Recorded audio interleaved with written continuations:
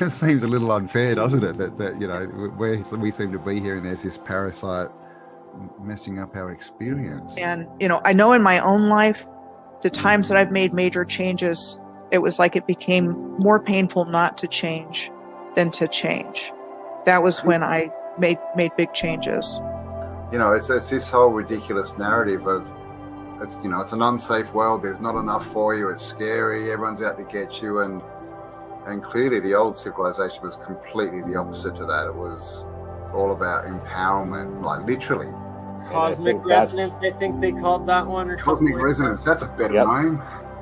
Real science, you can actually produce free electricity, and this is part of what Tesla was doing, is the differential between the top of the spire to the ground actually creates an electrical differential that you then connect to another wire that goes into the ground, your grounding. Put that into the third phase in your circuit, and then you have a bell ringing circuit, and that actually produces plasma electricity out of the air. It's real technology. These things actually function producing electricity. It's crazy. The movies are the truth and the news is the lies. They've completely flipped it. When you look at everything with new eyes and you come across information like she was born into a very wealthy family with elite connections, it means something very different now to me than it would have even a few years ago. And it's our free will that they've really also messed with, because we've been lied to and we react based on lies. Just getting their independence and end up in civil wars for 20, 30 years happens a lot. Because we keep choosing to pick up the gun and use it on ourselves instead of building and uniting and accepting that we are one people, one spirit, one harmony on one plane that together, united, can achieve anything we dream of. So do you want to, wake up, or do you want to just keep going along because the change is too difficult? And then give them pieces of information that they will then pursue themselves and look into, and then they'll wake themselves up. I was going to mention it's the whole red pill, blue pill of the Matrix. That of the movie. And you can consider that movie as a documentary because they're telling us something about what's happening here. So do you want to, wake up, or do you want to just keep going along because the change is too difficult? Wake up.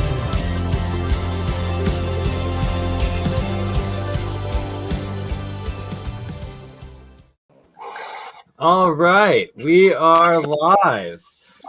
Quite the epic panel tonight.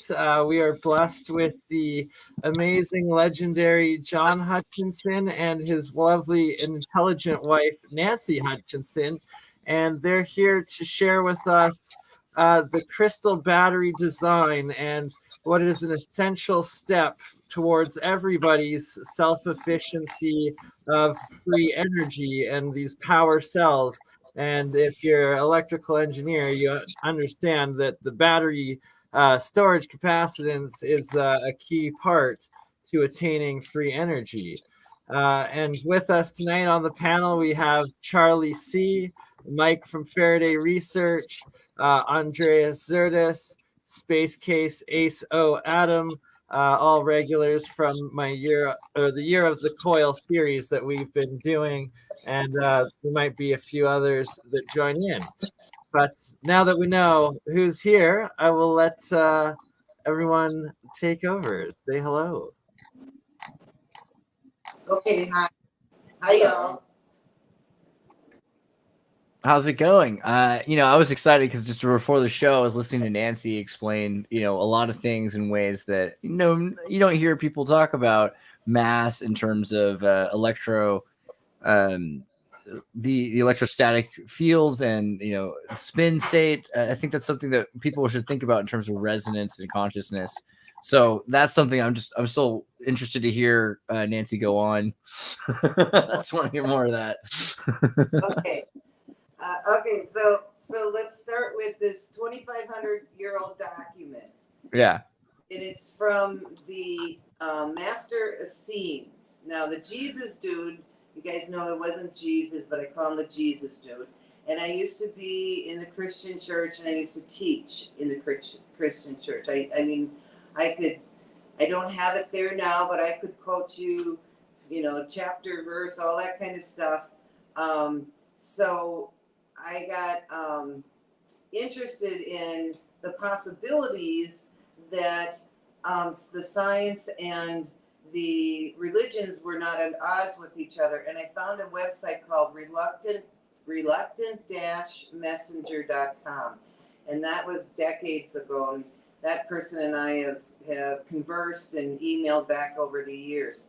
But in that, it gave me the ability to look at this document from 2,500 years ago.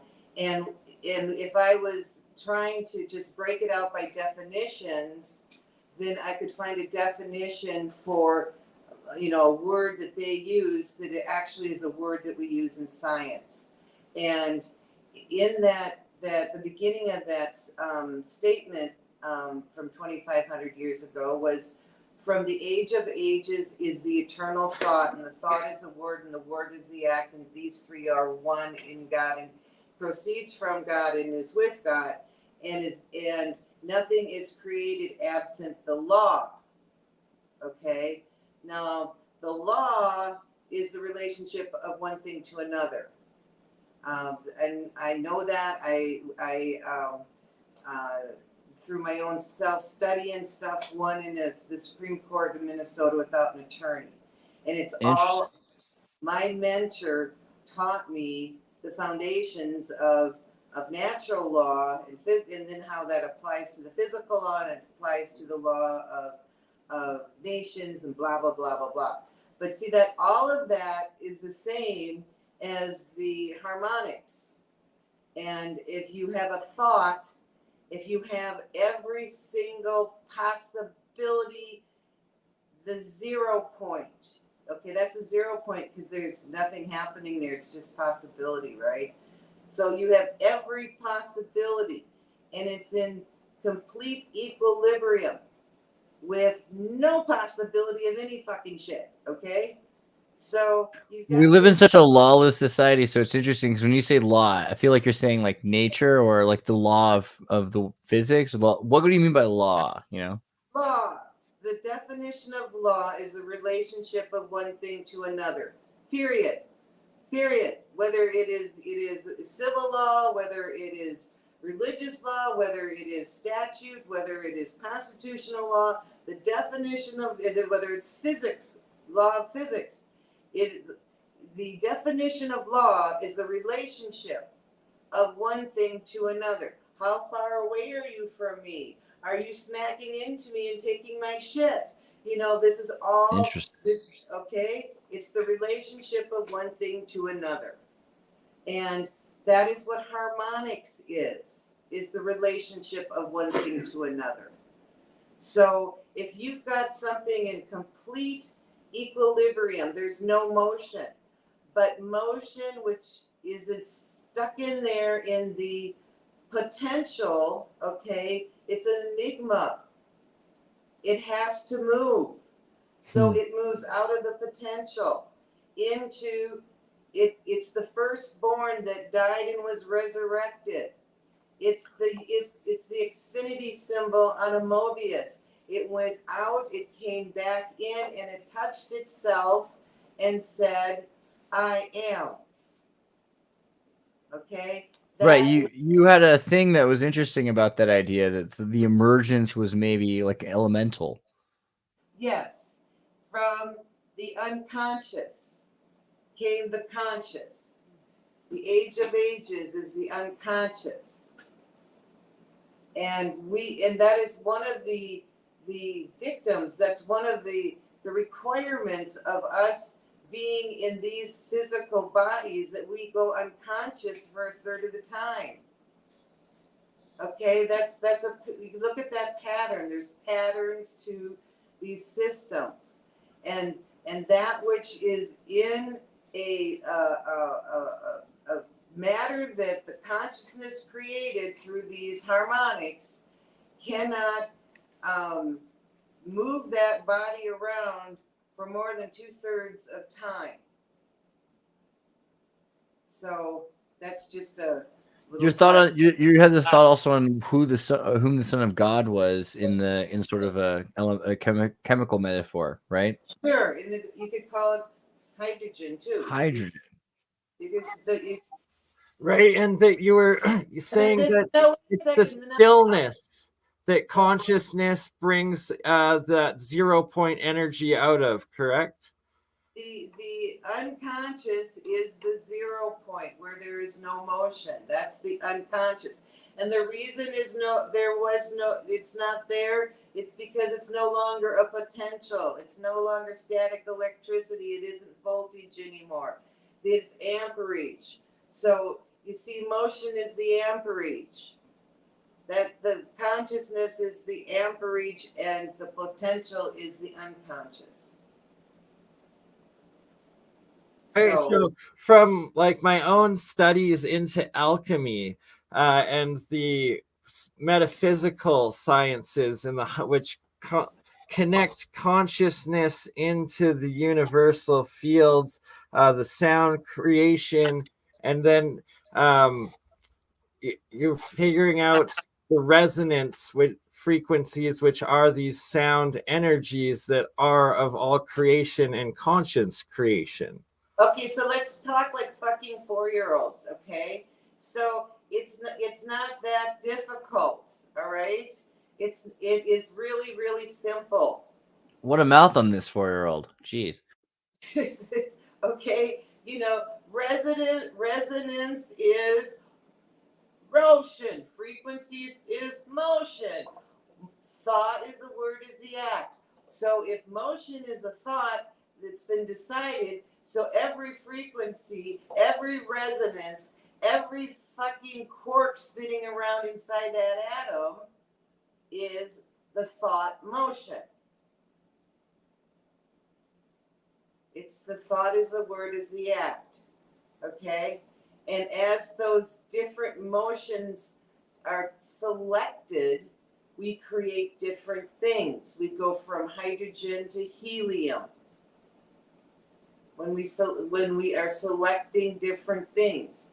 And at some point, we decided it was a fucking good idea to make this planet and to put these creatures on here and to have our consciousness experience what we've created. Oh, it's like some fucking vacation or something. I feel like, the Q in Star Trek, Yeah, we're going to make you mortal for a while, So that's what we do to ourselves. We go and make ourselves mortal for a while. So that what? So that we can put more fucking shit in the potential. Because there's all those possibilities that we didn't choose. And where do they go? They go back into the potential. Right? The infinity of the fractal experience. We are all created in the image of God because we all are an individual experience of the original creation. No, you are the original creation, and you're just experiencing BurnEye. You decided, hey, I think I want to go and be BurnEye, so let's get that shit going. And so so you were created, okay? But you are the consciousness that decided to experience BurnEye. It's like you're starting a band, and your parents is like, yeah, okay, go let them do it for a while. We'll see how it goes. And the law of one, essentially, as well, it connects into, and law of attraction and manifesting that conscious energy into the physical matter and reality of our lives. So you got the noble gases that have like nothing to do with the law of attraction. They just want to be fucking left alone, right? So if you look at all these personalities of the elements of what we created, and you can spell it out into humanity, into all the different personalities and cultures. Redcap Goblin says, "Marry me, I love her." Pretty sure Taken, and Hutchinson's kind of a pirate. I mean, like he might have an anti-gravity sword. I'm not saying he does. I'm just saying be careful out there. You know what I'm saying? Shameful, though, wants to get all, but what's about hydrogen? Shameful's like, everything still has hydrogen. Ice and water are not different things. LOL. So what do you got to say to Shameful? Hydrogen. I think that hydrogen positive is the Father and hydrogen negative is the Son, and the oxygen's the Holy Ghost. That's what I think. I just look at these different concepts and saying, hey, what's the Holy Spirit, the Trinity, life. Okay, we got to have life. We got this Holy Trinity called water. So why not? You can make it into anything you fucking want to if you're 4 years old. You can look, right. You can, and if you're 4 years old, you're closer to knowing who you actually are than when you get into all the programming. And that's what's so wonderful about my husband is that he never went to school. He'd go to school, he'd go in the front door, he'd walk out the back and into the woods. They gave him a tutor who came in at 10 years old, and 10 years old, the guy said his bedroom was set up better than the chem lab at the university. So, and he also doesn't write very well either, or dress things, We do like make a great deal about physical transformation as opposed to like a chemical transformation, right? So the idea that the physical changes of ice and water versus sugar to caramel or something like that. Like there's a transitory change that happens, but it's something that can be mitigated. It can be reversed. What do you got? You're jumping up and down. Tell me more. No, I'm carbon, and you get me moving, and I change my form. I go from a crystal. Right. Well, everyone knows that carbon's a bit of a harlot, right? Carbon just is little too friendly as far as atomic. Yeah, well, sure, but you can't. The only thing that can move a noble gas is electricity, which is thought in motion. So thought in motion is the only thing that can move a noble gas. So, think about that. Think about the different dynamics of the politics and shit that we live under. Look at the meerkats and all their little societies and the shit that they do. We got these repeating systems.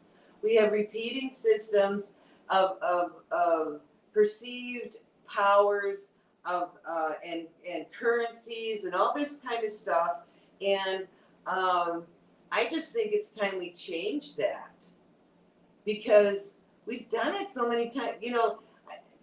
I feel like, hey, I've done this a lot before. Can we just do something different this Well, what's time? what's the different thing? What's the thing that we should do?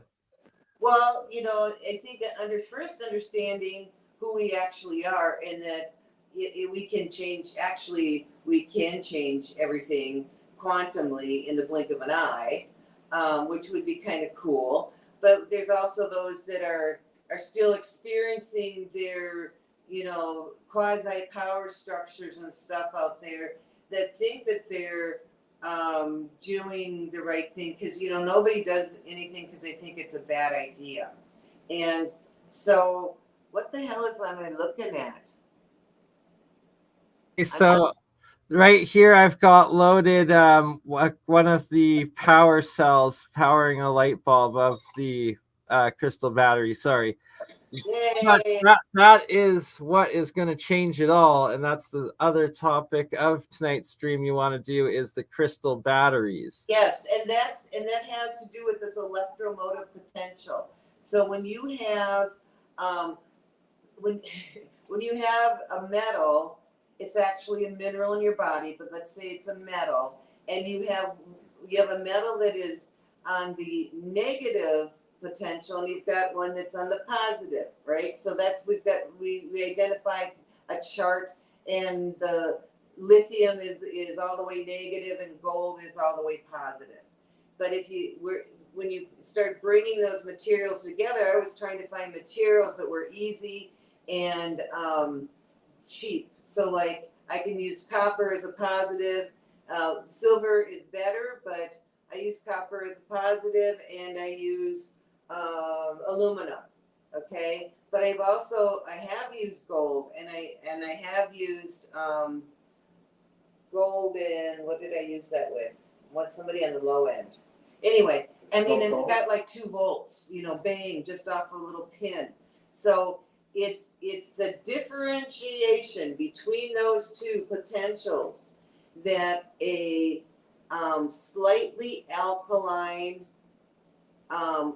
fluid or a more alkaline crystal, and potentially better to have a piezo like a Rochelle salts, okay, that will pick it up. So that's a constant.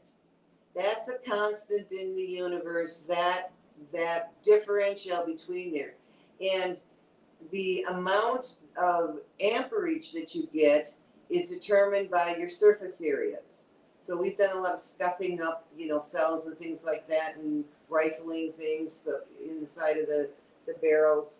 But so, and then it's this little balancing act on how much you take out as to how much is actually there.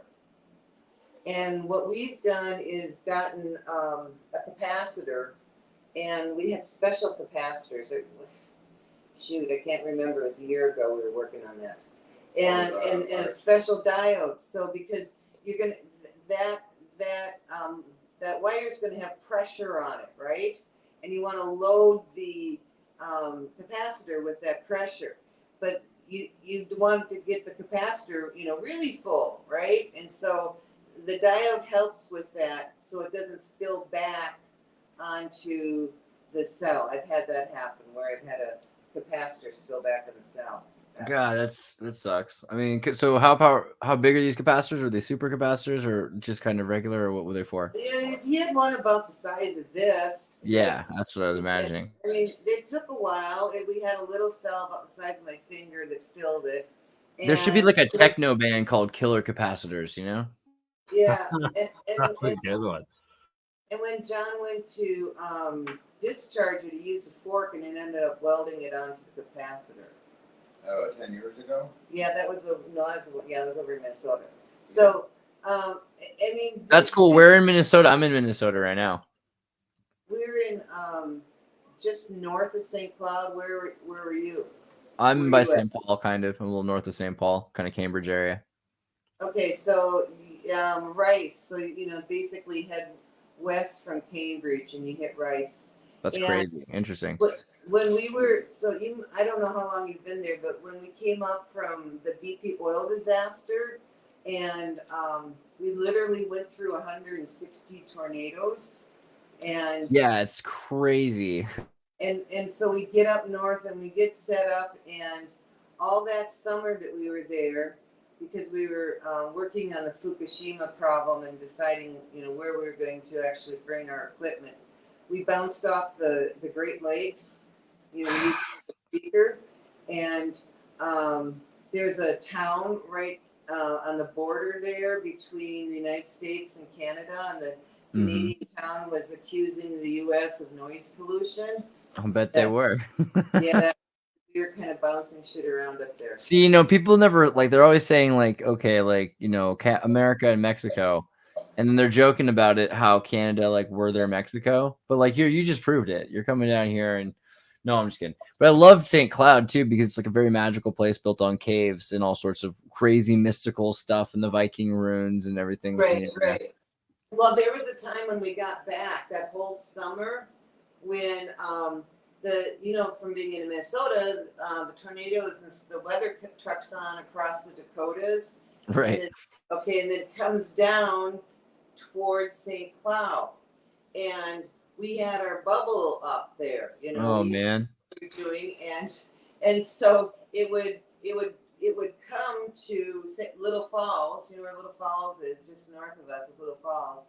It just come railing down, and in fact we had just gotten set up, so we weren't as strong as we were later. And there on Highway 10 there, it was like a mile from our place. on one side of Highway 10 was totally devastated. There's nothing on our side. Wow. So and- some Reichian storm shattering going on. Right. So we got that pushed out a little ways up a little ways, but the meteorologists in the Twin Cities commented on it towards in August and stuff, saying, well, here it is again. We'll call that the St. Cloud effect. Here comes the storm, folks, and just watch as it gets to St. Cloud and it turns to light rain. You know, Bernie, it's always best to give as much context as possible when you show that jar. So, yeah, right. So, anyway, I don't know where we got off on that. But anyway. Well, it's amazing, though, because the idea of the kind of equipment that you guys have been working with, and you were talking about examples of when you were using the capacitors, and it's interesting because I think people are always saying, hey, this isn't the way it went in my school textbook funded by McGraw-Hill and Rockefeller. It's not supposed to work that way. And, it's almost like you're like, yeah, I'm sorry, but, I did this thing, it happened. So it's all these examples of really important life-changing technologies. For instance, this is something that can either drive a storm directly into a town for the military or get it out of the way and protect a community. So, well, that's what Dutch Sims, when we were... Yeah, Dutch Sense. I'm glad you brought that up. I was literally just thinking that, and how he showed that the certain radars cause the tornadoes, and that you and Dutch Sense have been in contact, and I've actually been talking with him, and he wants to come on and do a show together this week with me as well. So maybe we can all do an episode together with Dutch. It would be pretty good. I gotta get you guys in touch also with Majid and Majid Abdulazin, Majid Abdulazin, who does desertgreening.com, and he's like a German former Volkswagen engineer who makes Wilhelm Reich weather changing storm machines for greening the desert, and like the Arab Emirates and all these different countries are paying him to go to the Sahara and build literal Reich cannons, so. Well, that I'm just trying to find some folks to understand the simple aspect of what these power cells are. And if we can get to a point where, let's make a box however big, if the box has to be the size of the fucking table, it doesn't matter. Have a box with an outlet on it, and we figure out how to make the cells and get them in there, whether the size of my finger or I have made them the size of a pin, okay? It doesn't matter, just so that the average Joe can do it. But and what are they? You're saying that these are crystals, capacitors? So let me explain a little bit more, Zertis, and to those that are new to this. The Hutchinsons have come out with and put out these how to do your own crystal battery cells for the last decade and a half, I think, at least now. And a lot of people I know have made them, like Charlie has, like the Laser Saber channel has, and I've got a couple of his videos up showing of the progressions of them. And the amazing part is, see here, I'll highlight Charlie's right now. I believe, Charlie, you've had this one running for a year and a half, is it? Mm-hmm. Yep, almost 2 years. Right, so almost 2 years putting out this constant usable charge, and that when you connect them in series in different ways, you're able to build an everlasting permanent battery that can actually run specific units, devices, and is essentially everlasting. And what's in that part that we'll get into, and that extremely fascinating stuff that the Hutchinsons have evolved with these cells is if you have them in certain geometries like spheres, or if you're pulsing them with certain energies, you can actually get the batteries to operate as AC, not just DC. Is that correct? Yeah, the AC and DC. They give out both AC and DC. Mm-hmm. And that's exciting news because most batteries are just DC. To have an AC battery, you could do a lot with that. Yeah. Well, and sorry, can you walk me through what's inside of the thing? We have a video. I based my design off Laser Saber's interpretation of John Hutchinson's Yeah, so this will be a good part. If you guys don't mind, I'll bring up the laser saber video of how to do, and we'll just play that for everybody to see. And this is how everybody can make these at home to start experimenting. And like, this is usable power. It's not quite Home Shopping Network yet, but you can. No, this is better than Home Shopping Network because you're learning how to engineer, build everlasting power cells. I'm going to make the lady tasting ice cream face from the Home Shopping Network as soon as it's done, though.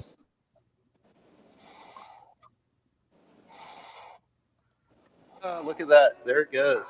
And that runs fast, too. So 1.4 volts, and it's putting out, I'll put this on the 10 milliamps. Bad. Okay, greater than 10 milliamps. All right, it's putting out 90 milliamps. Okay, so I've had lots of requests from folks on how to build the crystal power cell. And if you followed along at laserhacker.com, I've had some crystal power cells on there powering a motor and an LED for the last 2 years on a live video feed. And I've just got comment after comment with folks asking, how do you build the crystal power cells? So this video is going to go over the building of this cell. It's very simple. It's a quick build, but I just thought I'd show the process I go through when I build a crystal power cell. And these crystal power cells, the first time I saw them on a YouTube video was years ago. John Hutchinson showed one running a small motor and kind of talked about them. IB Pointless 2, John Bedini, lid motor. A lot of us were experimenting with these a couple years ago. And then I just put some into long-term testing. I just put them on a shelf and said, let's see how these run over the next few years. And they've been doing quite well. I've been quite impressed with the duration of runtime I've gotten out of these. And I'm going to build up some more here. I'm actually going to build a larger system, but this video is going to document the building of a single cell. I'm going to build a 10-cell setup, and I'm going to get around 15 volts. And subscribe, follow along if you want to see that project. It will probably be the video after this one. So there seems to be about half a cup of alum in one of these containers. So I'm going to go ahead and use all of that. And I just want to break it up a little more in this coffee grinder so that it mixes better. It's really clumpy. But yeah, half cup of each of these ingredients. And that should be just right.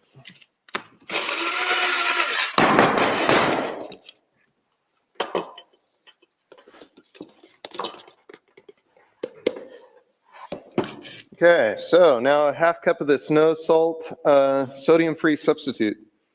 And this, if you look at the ingredients, this is potassium chloride. And that's one of the main ingredients in this. So we'll put the potassium chloride in here, half a cup. That's about right.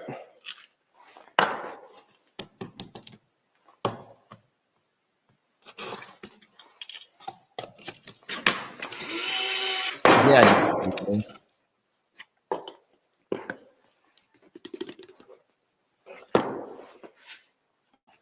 Okay, so now we want to get half a cup of the borax in there. So as you can tell, these are very approximate measurements. I have not researched for a precise ratio because with a 2-year testing time and the previous cells still going, it would take a long time to really figure out the perfect ratio. But after 2 years of use, this ratio seems to be working pretty well. So I'm going to go ahead and powder up the borax at this point.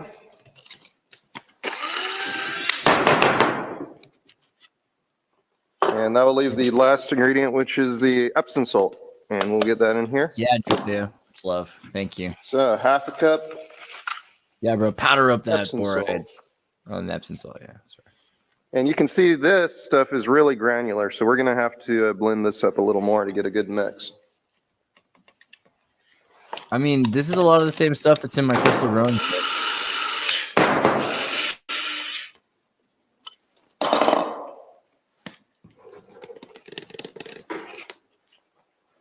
Do not use your mom's Okay, coffee. so that's our mix. I'm going to go ahead and put a cover over this and we'll shake this up. We really want to mix all these ingredients together thoroughly. So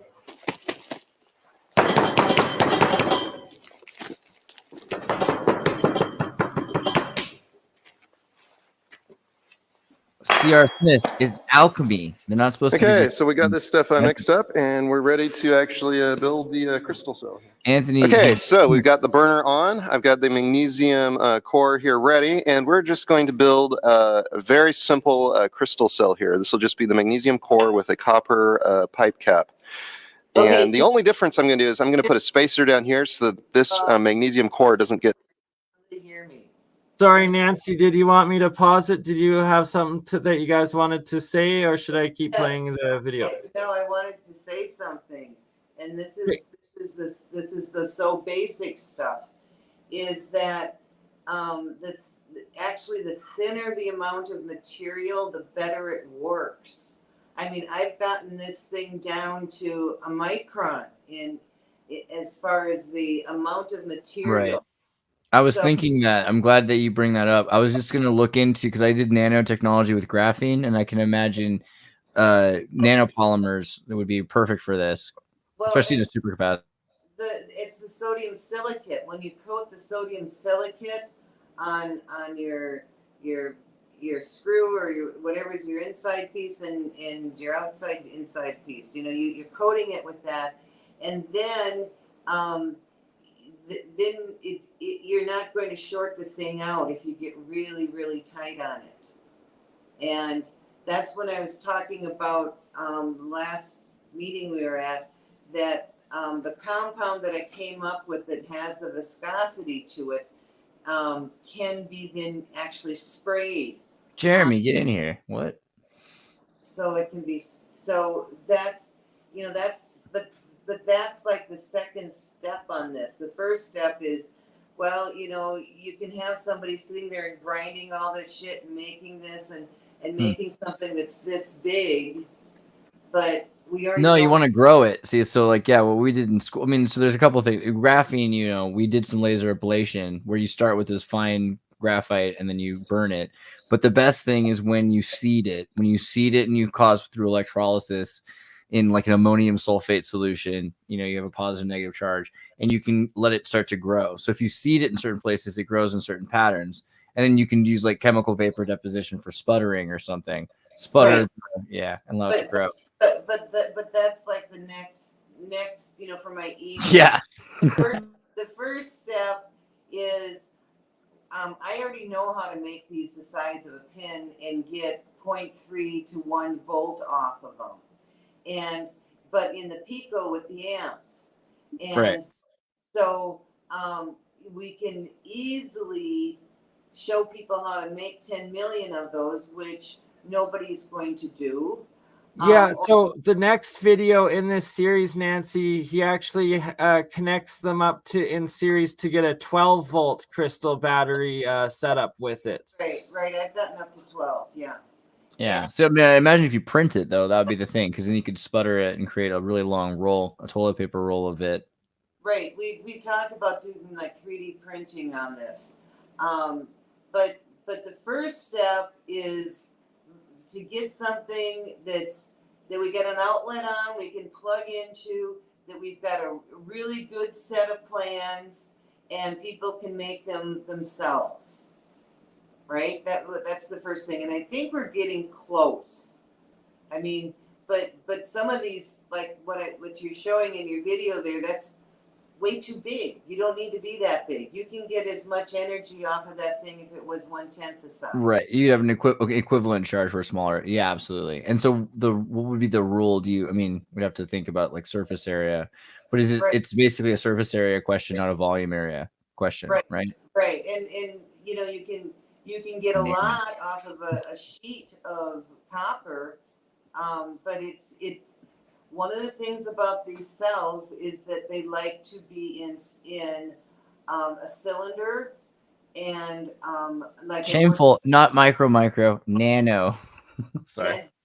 And so they like to be in the cylinder, and they also when I form them as a sphere, they're giving off the AC and DC without me doing any radio frequencies on them.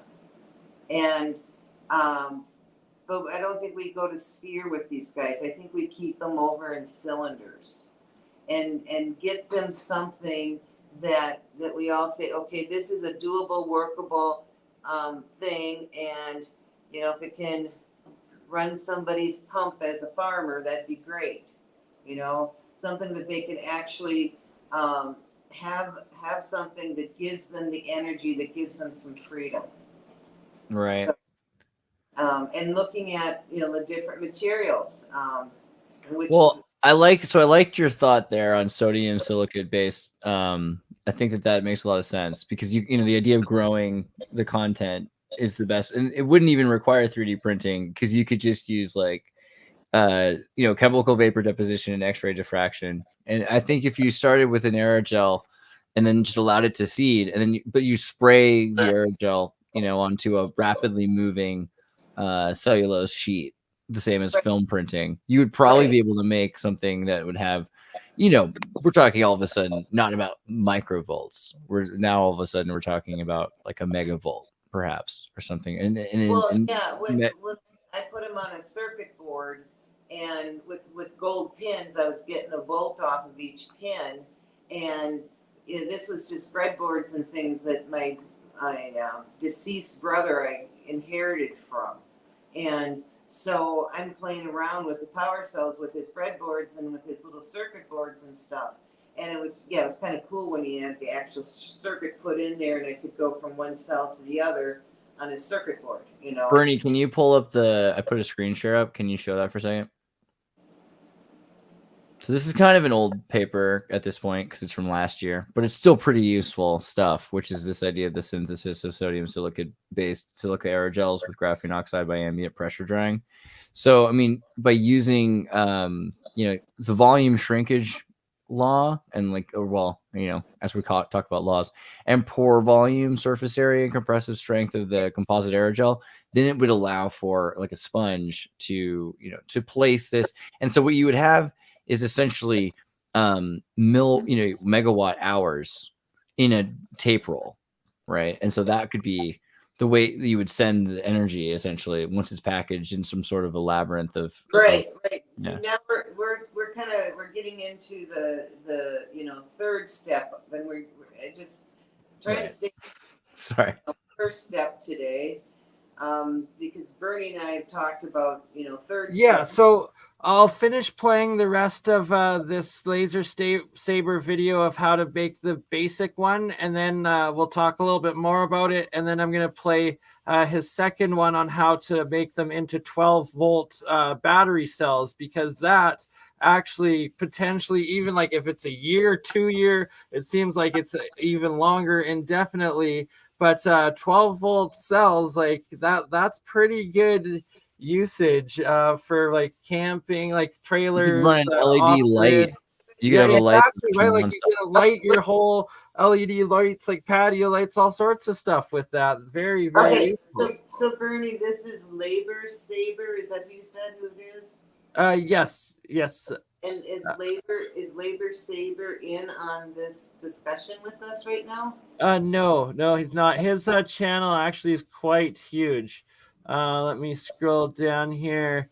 Yeah, so this video actually has 1.2 million views. He put it out 8 years ago.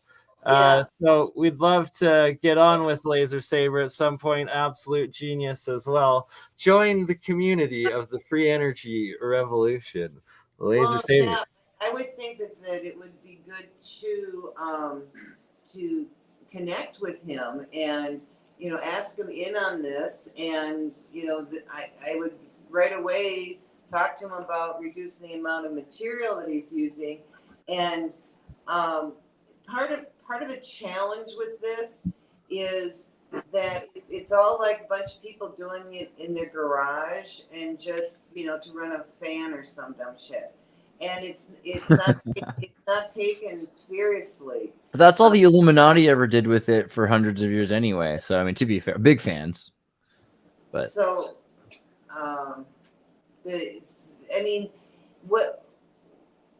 I don't know if this person wants to work with us on it.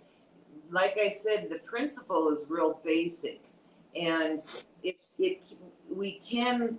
What I talked about before is like we're on a typewriter, and bringing it to a typewriter with the electric typewriter with that little digital thing, you know, little line that would appear before you'd hit the return button.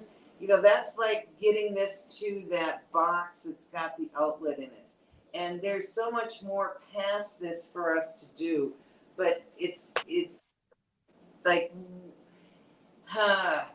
we need to get it into as many people's hands as with as much ease for them to produce something that is going to be usable for them and something that is tangible to them, such as, you know, running a heater or something for them in the winter. You know, something that is a necessity for them to have. Are you following me, guys? Yeah, I mean, Oh, I think, absolutely.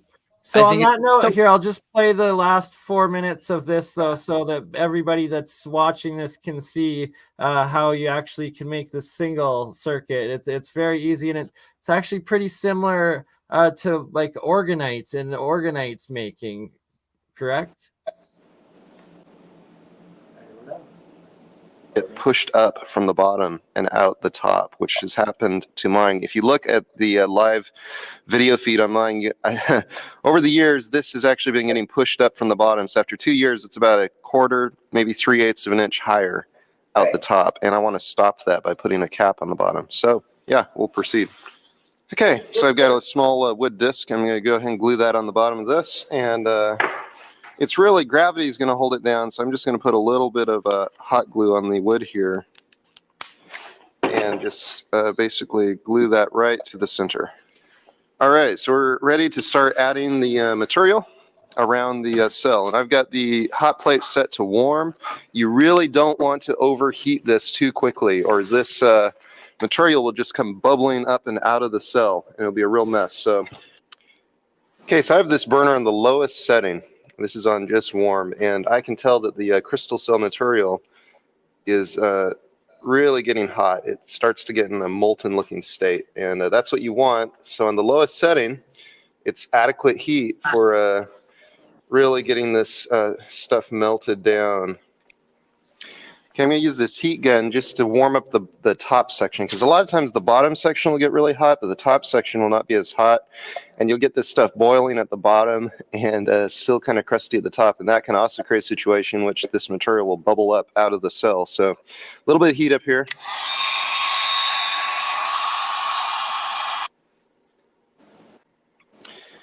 Okay, so it's starting to really bubble and boil in here, so I have this small piece of wire, and I can work around and just kind of work the material back down into there a little bit.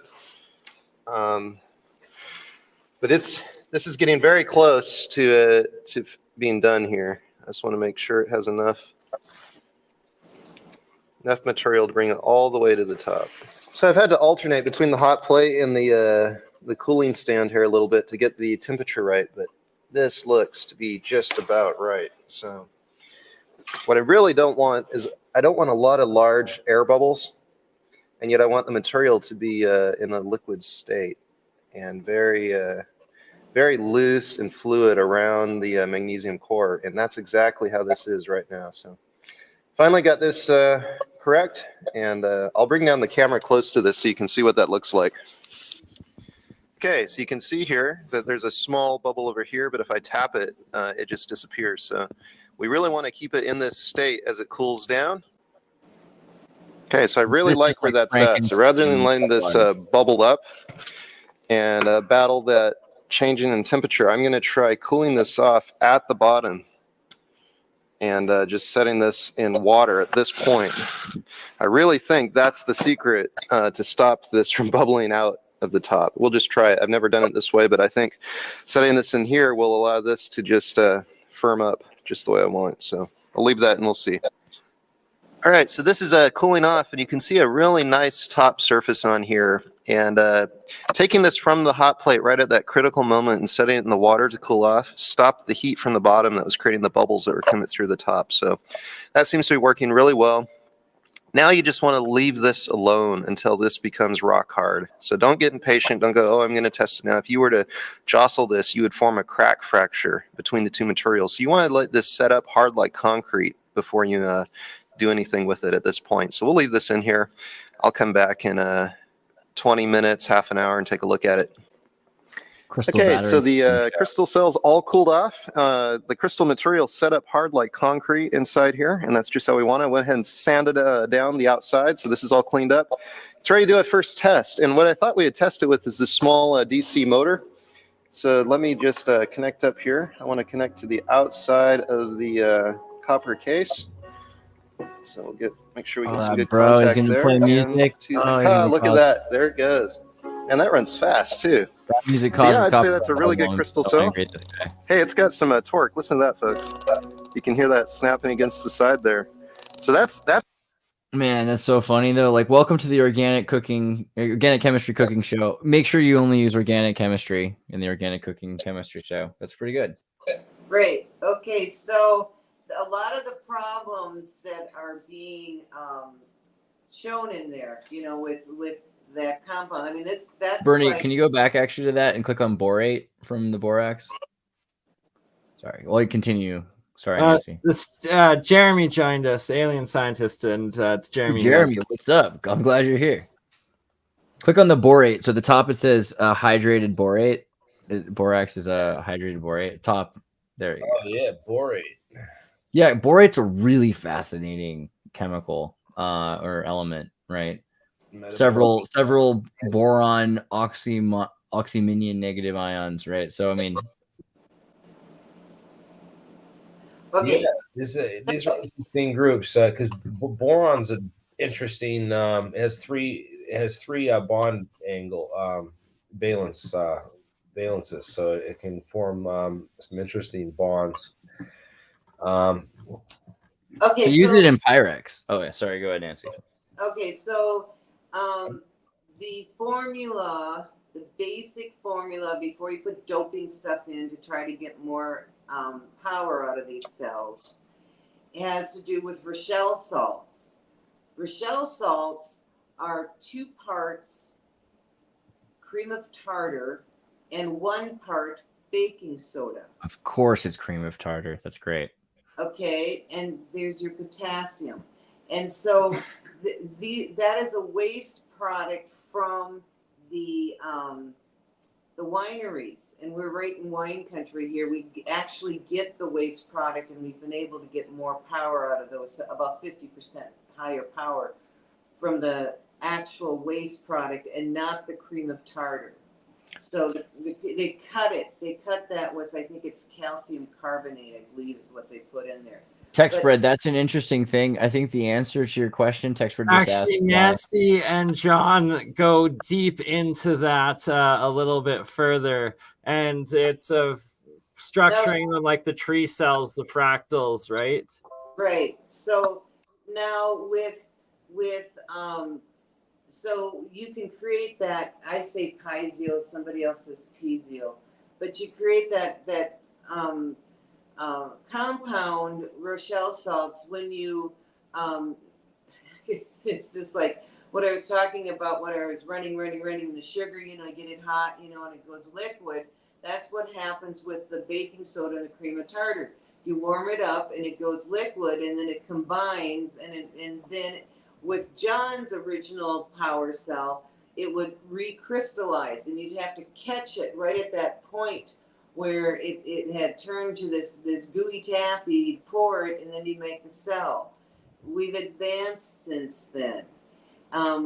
So we've got 2 parts of cream of tartar, 1 part baking soda, 1/2 of Epsom salt.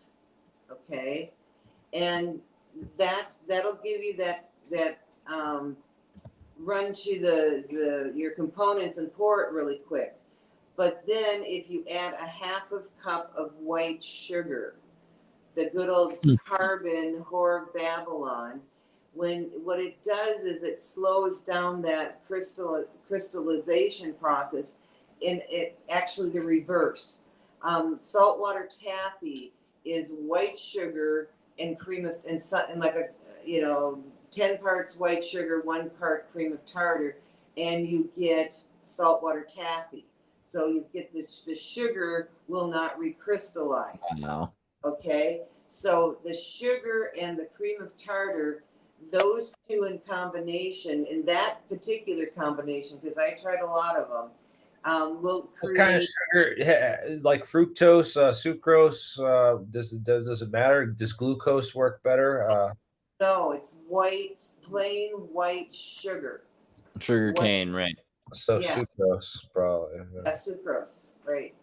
Plain white sugar, and so then when you're watching it, and I was explaining to the guys, and I'm it's all guys here, so Don't worry, Nancy. There's plenty of females and girl energy in the live chat, though. It's balanced out. the Emily You're holding right it there. down pretty solid for a room full of dudes. All the ladies in the chat Much are all. respect.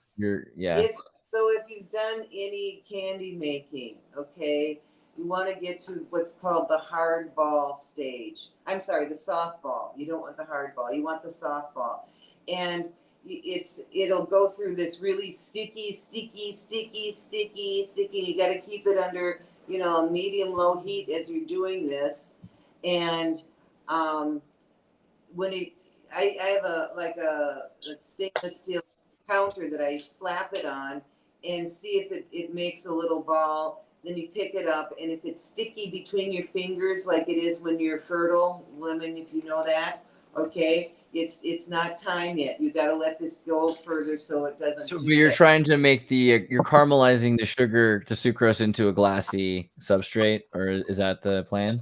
Well, no, it's all of it. All of it is going through this process. So it's not just the sugar that it's the whore of Babylon, okay? And so the carbon is modifying the other crystals in it so that they don't recrystallize.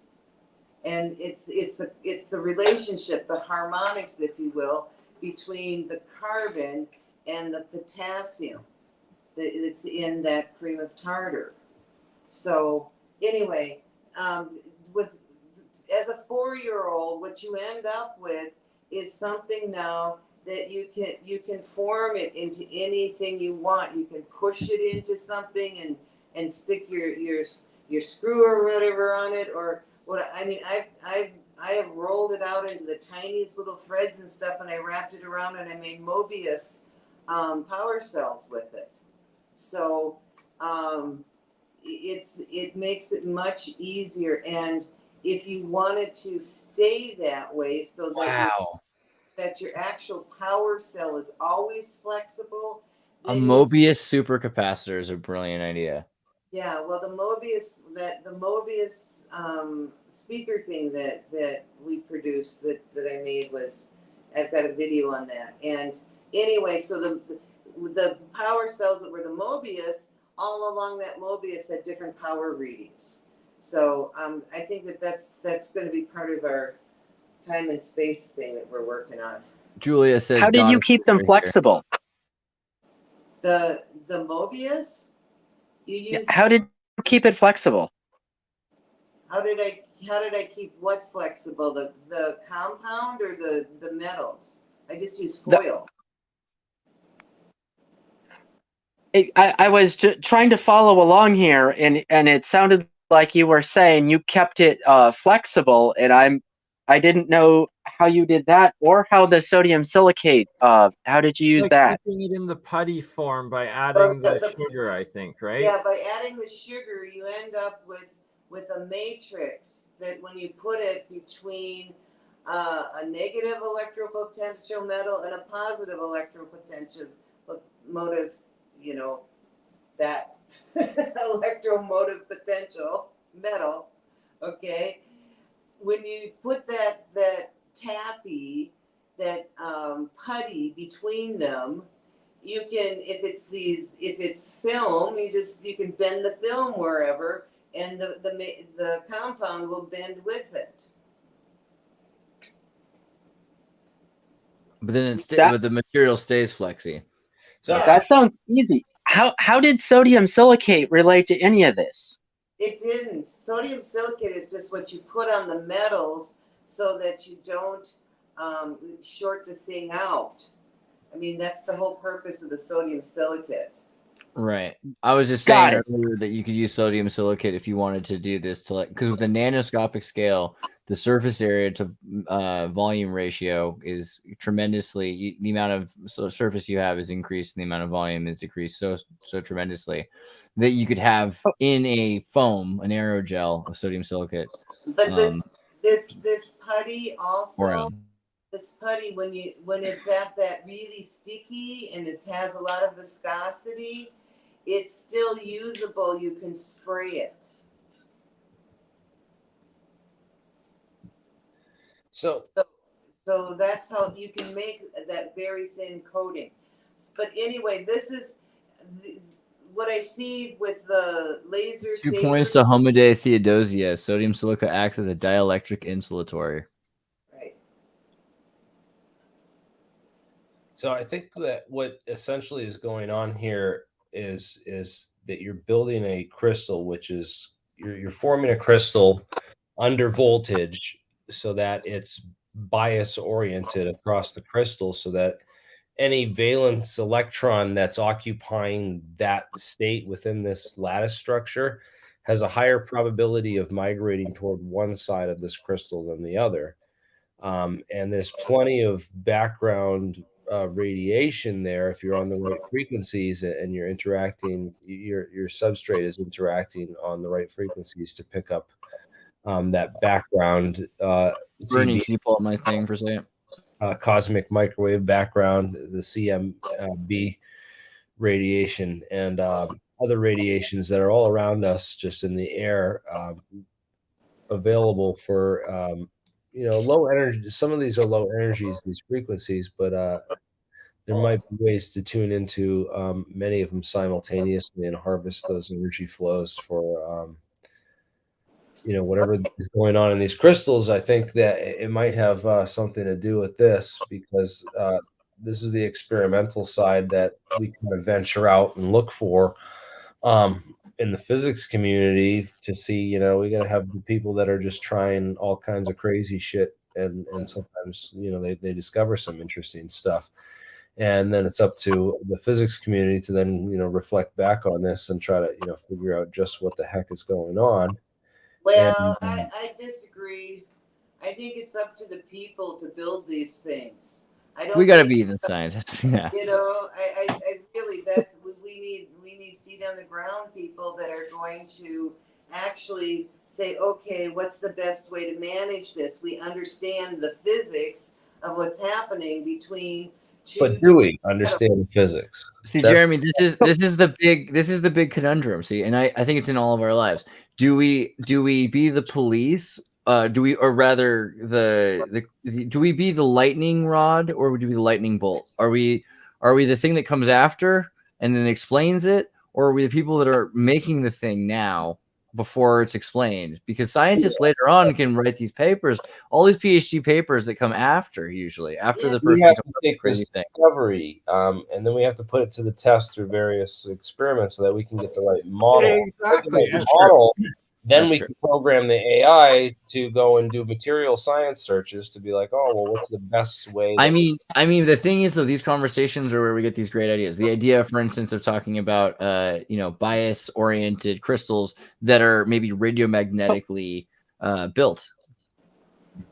Skeptics rarely discover anything new, and I hold to that statement. And my next question is going to be, how in the world is there an alternating current version of this? Because if that's what's going on, it means standard physics has no idea what's happening here. And I love that idea. Yeah. How do I make the AC version? Oh, he's got an AC. Put a coil at AC off of it, unless he converted it. Can you say it louder? Didn't hear you. AC version. So this is interesting, because there's a number of interesting materials that we've classified based on their electrical properties. If you want to share this graphic I have up, ferroelectrics are super interesting because they have this what's called a hysteresis curve, where the electric and magnetic fields actually oscillate, negative and positive. And so if you had something that was in tune with these things oscillating, then potentially it could produce, an AC, but then it'd have to be at the frequency of this, cosmic microwave background, which is, microwave frequency. Let's see. Okay. So I'm not going to get into a debate of physics on this. I really wanted to talk about whether we're going to have a group of people to get the first part of this done. Oh yeah, and it's that it's there, it's here, and like here's it in the 12-volt section of it, and it's that there's so many weird things when you start experimenting outside the box that you end up discovering and like have no idea like how to explain it at first, like this right here, my monoatomics, the diatomics, the whole different reactions and whatnot. Like that's a whole nother universe in a jar that it's like from the outside, it's like it just makes no sense. But then when you start doing it, repeating it, changing the variables, having the controls, you start making gigantic leaps and bounds, connecting the different discoveries and new technologies. Jeremy brought up a good point about like neural nets, though. Also, in the future, AI is going to be able to reduce the entropy from so many points that they're going to be able to make a system that actually works. I mean, we're finding these systems naturally from accidents a lot of the time. I mean, not a lot of the time because it's an epiphany moment when these things happen. But, AI, I think, will accelerate that just by making so many of the points of interaction more convenient. Okay, so if it makes any difference, I'm a poor farmer and I would love to hear the rest of her instructions. I'm taking notes. I know a lot of poor people I could spread this to. Well, the first part of this was to find that an open source, not just the power cell, but the power cells, whatever they are, hooked up to an outlet, and you can plug something in. You can run your pump. You get a bunch of these, and you're a poor farmer, and you need your pump going. Whatever it is that you've got something that is you built, and it's your energy, and it's forever for you. That we give that to people if they want to do that. But like I have said over and over again, I know how to build a table, but it's easier for me to go down to Goodwill and get this table for $5 than even to buy the materials to put it together. And so the vast majority of people are going to prefer getting the box already made with the plug on the outside. And what I had talked with the guys about before was that, yeah, that would be step 2. And step 2 might be putting all this on circuit boards. Step 2 would be hitting them, building them here in Willits where we're at, and having the frequencies then infused. And we add the magnetite in that we did for the Johnny tubes, that we created these units that are all over in a grid on this planet trying to stop the radioactive shit. So that we do that with what we produce, but we don't sell them, we trade them. And you're a farmer, you're a poor farmer. Well, what crop do you have? What do you produce? I tried to start a garden seed company before figuring out that I have no marketing skills, and I have a lot of eggs, which according to the state of California are completely illegal for me to sell unless I match so many requirements. I don't have enough money to do it. So my produce here pretty much is basically something I can't sell and something that's illegal to sell. Well, but I could trade you. I'm all up for trading. That does happen occasionally. Hold on, guys.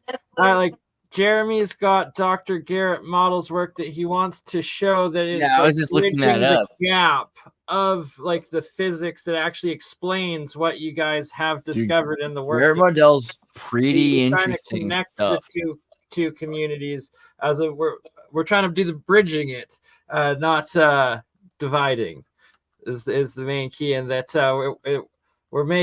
we know it works. We have several examples that we've already Right. seen. I wasn't trying to start a debate over the physics, so much as we're just trying to explore the physics of this, and I want to point people to the models that are out there and some of the ideas that are accepted in physics, so that people can get access. Yeah, make or break. That's the thing. It's like you got to take a model to break the rules and to understand all the parts. It's interesting. My background is that I went to college for physics, and I remember asking the professors about what I built. They didn't tell me I interpreted the results wrong. They didn't tell me any of that. They told me I built the wrong machine. This should have never existed. That's an engineer, not a scientist. And there's like 6 scientists in the world. You know what I mean? It's the way it is. And like any true Scotsman, there's no true scientist. I get it. I hear you. Still, I mean, Garrett Modell's based. I love Garrett Modell. I'm stoked you're bringing him up. I kind of wanted you to elaborate a bit more, because I don't think everyone's heard all of his stuff. Yeah, this is interesting stuff that he's gotten, because he starts off with a theory of this where he shows like there's experimental verification that we're sitting in a thermal bath of energy, and it's called this quantum vacuum, or this 0 point energy radiation, and it's just sitting here in the background section, which is right from this photon energy down, which is right in that gigahertz range, and everything below that. So it's kind of just this low frequency, of course. It's field. It's the idea of field, right?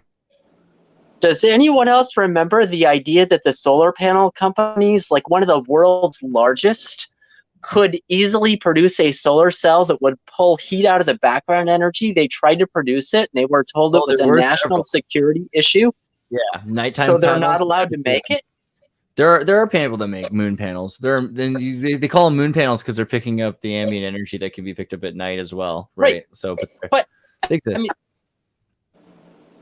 Radiovoltaics exist. Just type radiovoltaic into Alibaba Express, and you'll find some. Yeah, so it's this base electrode and upper electrode where this is insulation layer between. And you create these barriers where the topology creates these fluctuations where just your electrons generally migrate across the surface of these structures that form within these crystal cells. So that's the chemistry, or the physical chemistry of what you're trying to produce within these things. So that might help the material science search for a better materials that we can get to increase this effect and build more efficient devices than the ones. Right. I mean, as soon as you get, we're talking about microsize, as soon as you nanosize these things, then all of a sudden it reduces so much of the entropy. Well, it gets down to the molecule, actually. So, and that's what Bernie and I were talking about whenever. Yeah. No, excellent. I definitely want to. Sorry, we just want to make sure, because this is stuff that most of the audience haven't heard before. Trying to get it all together. So for most people, the cream of tartar is for the eggs pickled and powdered. The freshness isn't the yolk for you. See what I mean? You know what I mean? Right, and it's that it's going to take several steps and processes, and it's like this is the introductory of it, where we're bringing it all together. The next episode, it's like there'll be probably 3 or 5 of us that will all have the materials together, and we'll be making our different ones. And like I'll experiment by putting some monoatomics in it. Like each person will be doing different variations of them, and it'll be a working group in progress that maybe once a month or every couple of weeks that we do the progress and come back and keep it developing and evolving and turning into being able to make them on the eventually nano size, potentially the bioelectric parts of it, on the. A lot of this stuff is similar to the battery placer video John and Nancy put out that Charlie linked up. Interestingly, kind of some similar concepts here. Well, yeah, we did that, 12, 14 years ago? I mean, that was... No, the power cell video, the one we did when we were in Minnesota. Yeah, I'll just bring that up and play that quickly, and then Yeah, bring that up. Bring that up because that was key, man. That's what got me into this years ago. So yeah, Right. It's a long video, and we've seen it. it's only like 4 or 5 minutes, I think. Why don't we have Yeah, John? Can you tell us a little bit? Yeah, give us an Let's do a bathroom break in this movie. The video will just play for everybody, and then we'll come back and be able to discuss it. Or you can critique and update the video, however you prefer. I'm trying to find my own videos under military battery replacer and cannot find them. This one? Upload so many ridiculous This is John's video? What's this one, John? Right. The battery replacer video. John. I'll do this one again by request of somebody. I was watching a video last night on paper. Has the energy flow if it gets moist. Red cap patents go out of date. Yeah, and there's a lot of them that are held under these holding companies, and every one of our national labs has one of these holding companies specifically for these patents. So yeah, if you try to patent this stuff, you're gonna get scooped. Things you like talking about. Well, the thing is, we open source. We don't believe in the patents. You have to. You're gonna get killed if you try to patent it. They're gonna end up like hundreds of other people with stories of. So you can't.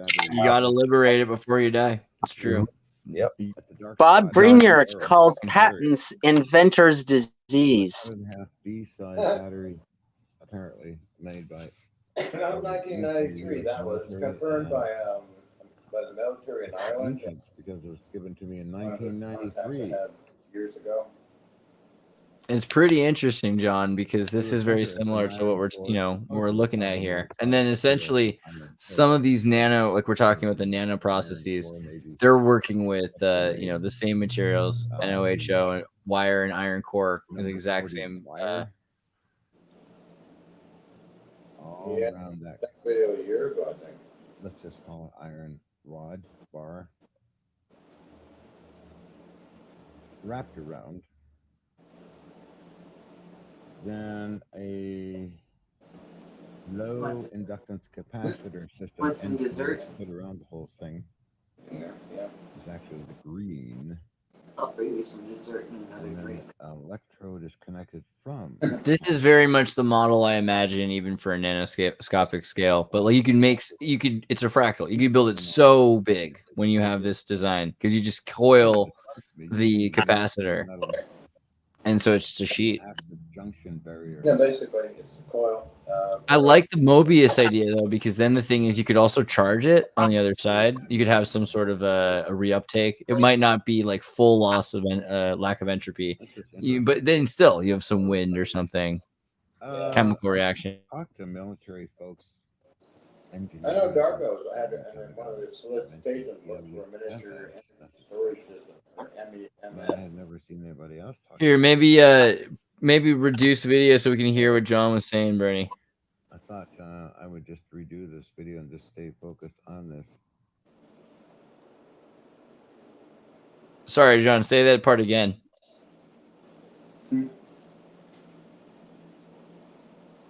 Oh, just in terms of you were saying you were working on something like this, or you're continuing this process since then. I submitted a proposal to DARPA. Oh, so when into like the 2005 one, or which DARPA proposal? At which point? Oh my goodness, about 98, I think. Nice, way back. I still got It's that. so funny. Because I remember in 2012, there was still a great DARPA grant that they were trying to get us to do to make supercapacitors for drones, essentially. I mean, they didn't say what for, but, real geniuses, what they want them for. So it's interesting. The same idea of, that they're still trying to get us to make even more powerful batteries when that was around in 1998. That's crazy.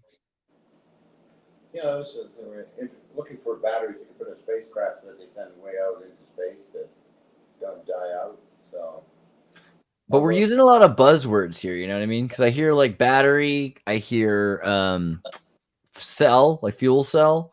So, and I hear capacitor. So I'm like, what are we really talking about? Is it a battery? Is it a fuel cell? Is it a capacitor? Well, I know 3 scientists that personally that have discovered 0-point energy. Ken Shoulders, Dr. Peter Kokoschnik, where I lived in Austria for 2 years, and then Dr. Franklin E. Mead, a friend of mine. If you look up on Google patents, December 31, 1996, Dr. Franklin E. Mead's 0. Bernie, you on it? Hmm? Oh, I was asking if Bernie was on it, if he was looking it up. I'm not. Do you want to do it? If I give you the screen. Okay, Jeremy had to dip out quick. Probably doing something with his kids there. He said he may come back in a little bit, depending if Word, he Jeremy. back to sleep. So do you want to share screen, Exertus? No, it's okay. John, just tell him what it was to look up. Oh, okay. Look up Dr. Franklin E. Mead, M-E-A-D-E. Free energy device for a 0-point energy collector, 1996, December 31. It was a major breakthrough in physics, and he patented the device for collecting 0-point energy. Here, I think I found it. If you want to share my screen. Found it? Yeah, I think so. Franklin B. Mead Jr. patent. System for converting electromagnetic radiation energy to electrical energy. Ooh. Right, yeah. Very nice. Interesting. So a system is disclosed for converting high frequency 0-point electromagnetic radiation energy to electrical energy. The system includes a pair of dielectric structures which are positioned proximal to each other and which receive incident 0-point electromagnetic radiation. The volumetric sizes of the structures are selected so that they can resonate at a frequency of the incident radiation. The volumetric sizes of the structures are also slightly different so that the secondary radiation emitted therefrom at resonance interfere with each other, producing a heat frequency. If I can get this a little bigger. Radiation, which is at much lower frequency than at the incident radiation, and which is amenable to conversion to electrical energy. An antenna receives the beat frequency radiation. The beat frequency radiation from the antenna is transmitted to a converter via a conductor or a waveguide and converted to electrical energy having a desired voltage and waveform. That's very similar to some of the stuff that I've seen Jeremiah do, except for a little bit of this amazing incident at the beginning here. Wow. Food. We're eating. Interesting to note that IBM bought up most of the patent rights to it. Interesting. 2002. Yeah, see, that's the fun thing with these companies. So you look at like IBM in photonics. Let's see, IBM photonics. If they started building the prefab or the fab solutions for building photonics a long time ago, but it's going to take like 20, 30 years. And part of the deal is they're going to continue to sell all the chips that are non-photonic first until the fab processes can be they can afford to build $1 billion fab process that's for a company that won't exist right away and will immediately disrupt all. It's a disruptive technology, right? Why is that kind of burn I'm playing with it for you. I kicked out a scientist. So yeah, you get your mouth full of food. Charlie also, though. Oh, go ahead, Nancy, if you had something to say. Yeah, Mead, I think I was emailing him for a while. And I was telling you he's got too much stuff in there. And that if you had less stuff, you get more energy. Because you get too much material in these cells and they don't work as well. You get thinner and thinner material and they actually work better. Right. So, I don't know, guys. I mean, if you want to mess around with the putty for a while and see how that works, like I said, what we need to get out there is that electric typewriter with that little digital display, which is going to change that changed things. I mean, being able to see what was going to go on that piece of paper without hitting the key, and you made the mistake. So I mean, it was a big change in consciousness when that happened. But then immediately after that, a year or two after that, out comes the personal computer. And so I think, we need something that gives them that the human system a change, like being able to see what's going to go on that piece of paper before you hit the return key. That was a big change. It really was. I had one of those. And having this box that you can plug in and run stuff with, and you can actually do it and make it yourself. We tell them where to buy it all. It's something simple. I think the more simple we can make this, the better, so that lots of people do that. And then we can have our new currency, which would be the stuff that we make, and we trade it. We trade the farmer for some eggs he can't get rid of, and we'll give them to the pig farmer or something, whatever. And, we just have a new currency. Is that a natural law, you think, of scarcity or of trade, like exchange? There's a law of equivalence, nothing can be created or destroyed, only exchanged. Or is there like such an abundance that we'll hit a point where we don't have to worry about that anymore? I am.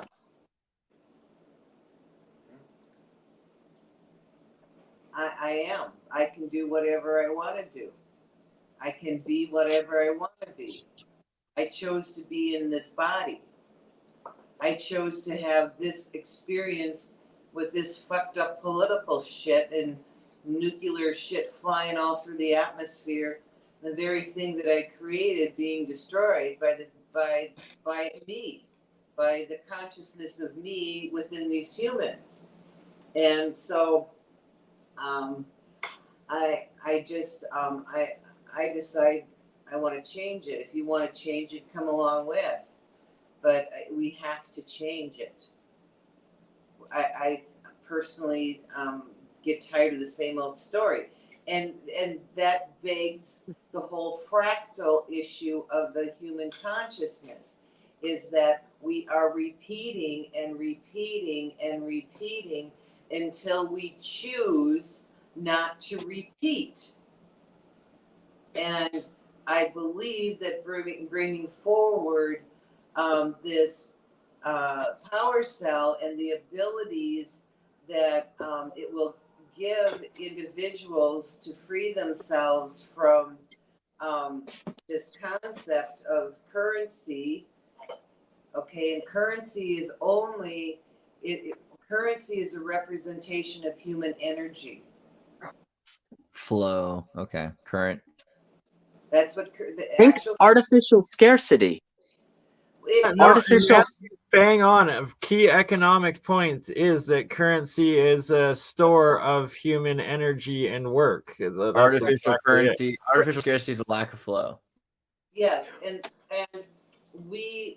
if you've read Immanuel Velikovsky, the consciousness here has changed things many times, and has we decided we didn't like the dinosaurs and we fucking got rid of them.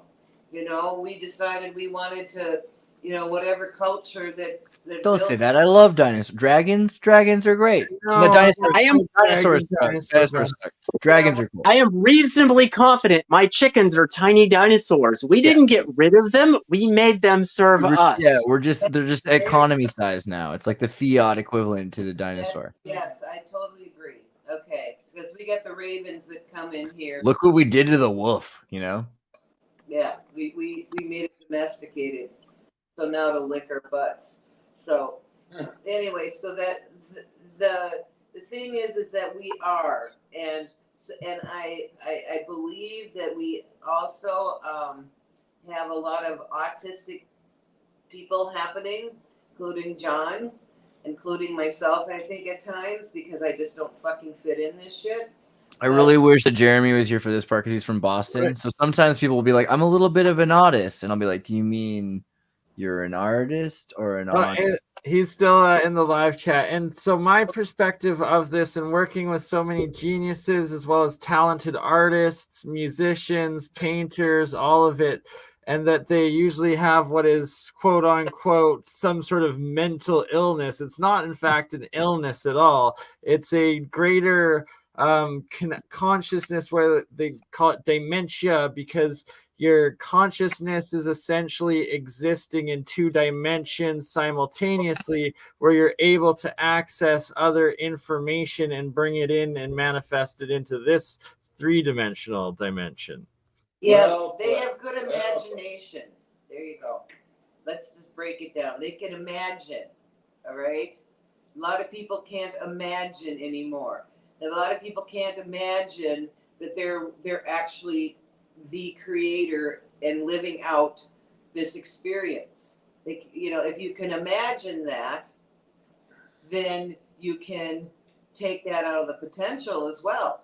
Hey, you know, maybe I'm fucking wrong, but I'm making it happen, you know? So I'm going to remember myself to the consciousness, because evidently the deal is that when you become in a human consciousness, you have to forget all the shit as far as you are the consciousness. That's part of the deal. And I think what happens by doing that is that we keep repeating, we keep having these fractal systems of humans doing these different things, and then everything blows up, and then we got to blow up the planet, and then we got to bring a flood and get Noah in the ark and all that kind of shit.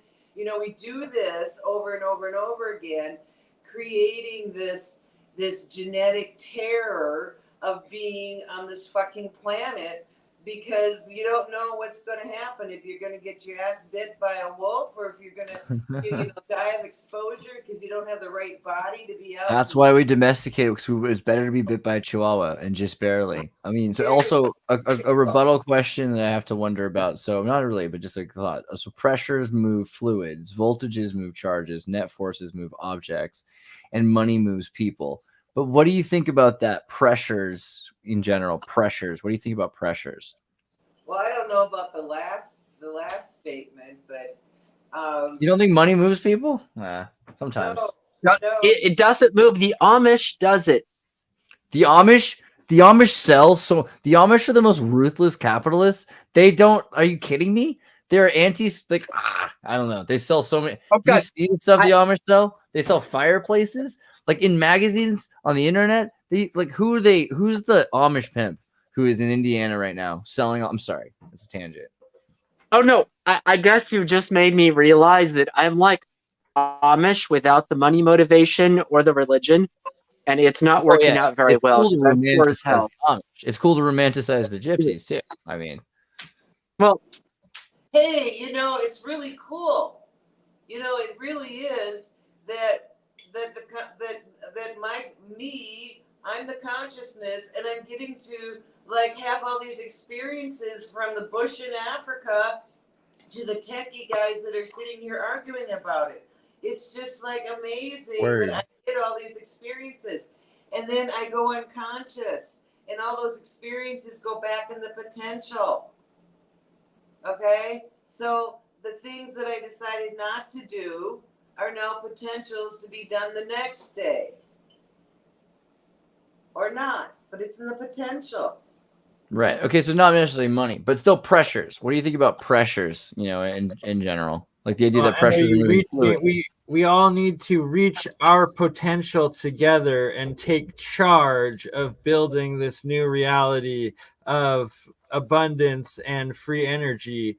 We just have to materialize it ourselves, and that's what we're doing right now. That's the law of attraction that's bringing us all together in this moment right now, that's going to keep bringing this forward and start making it for ourselves. Like, even like my goal here is by the end of the month, well, to have my own little working models where I'll at least be powering some lights, and that it's like, hey, that's a little bit just off the energy grid. That's producible, usable of light for now, forever, that I have, that is no longer relying on the grid, no longer costing money, and that is green energy and completely feasible and usable. Right. There's also a comment earlier from Shameful that was about Emmanuel was friends with Einstein, and if you base everyone who crossed paths with him delved into MK Ultra style cognitive. So basically, the point being, do you think that because MK Ultra style, or do you think because evil people, military over in Germany in the 30s stuff, people have looked into this stuff, right? So because evil people have tried to tap into this stuff, does that inherently taint free energy or anything like that? Does that taint the research? I don't believe there's any evil people. Everybody does it because they think it's a good idea. Okay? Hitler thought it was a good idea. So did all those folks in Germany. My maiden name is Kaiser. You don't think I understand these motherfuckers? They thought it was a good idea. They didn't do it because they thought it was evil. You guys are evil. But, that's the whole thing that is the setup in this system. You got to look at that. You can't have consciousness unless you have the knowledge of good and evil. And you don't want to focus on evil. You just focus on your own positive intent and not manifesting evil around. Or just like if you expect evil to exist, then by natural law, there will be this equal opposite reaction that creates some sort of evil that you're going to find when you start putting your energy into it. What about Manuel? I've got an Manuel and Philo Farnsworth. alternate idea as far as good and evil. Like, I personally know they did this again. It's a running gag every time. Runs the banking system for. Every time Adam tries to tell us some like infinitely wise truth, he gets broken. If it's working, give it a shot. If you guys don't mind, Charlie really wants to bring up, I believe this is a video, John, from one of your earlier YouTube channels, or a smaller one. I'm not sure if you still have control of it or not, but it's one of your more advanced cells that you have lighting up a full light bulb. Okay. I wonder if that's a wafer. I think it says 2016 free energy. See, and it's like, for those that don't know, John and Nancy, they've been putting out these free energy devices and builds on their channels forever. And like, it's out there. You just have to put your own energy into it and finding it and manifesting it, because it's here, and let's make it happen for all. It took me 15 minutes to find her channel. I still can't find his channel at all. And so this one's Carla B. Conniption. It's the channel name. Definitely hope you guys sync and get onto OdySee, because like it's super easy. You'll get right at the top, and Rumble too. Like found. This is kind of warm too. That's the quartz wafer. Pick it up. And it wants to go off. That's kind of cool. Say we put it back down, it'll go back on. Yeah. Uses silicon and germanium quartz wafers, and like very untight mixture. Soldered one wire on the back of the light bulb. Let's see, right on that. And taped on the wire on the other side. And this is DC. This is positive on top, negative on bottom.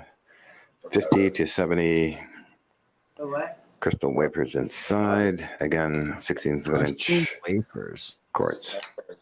Treated, frosted. Going the wafers in the quartz. 16-inch thick, 30 millimeters in diameter, rare earth oxides.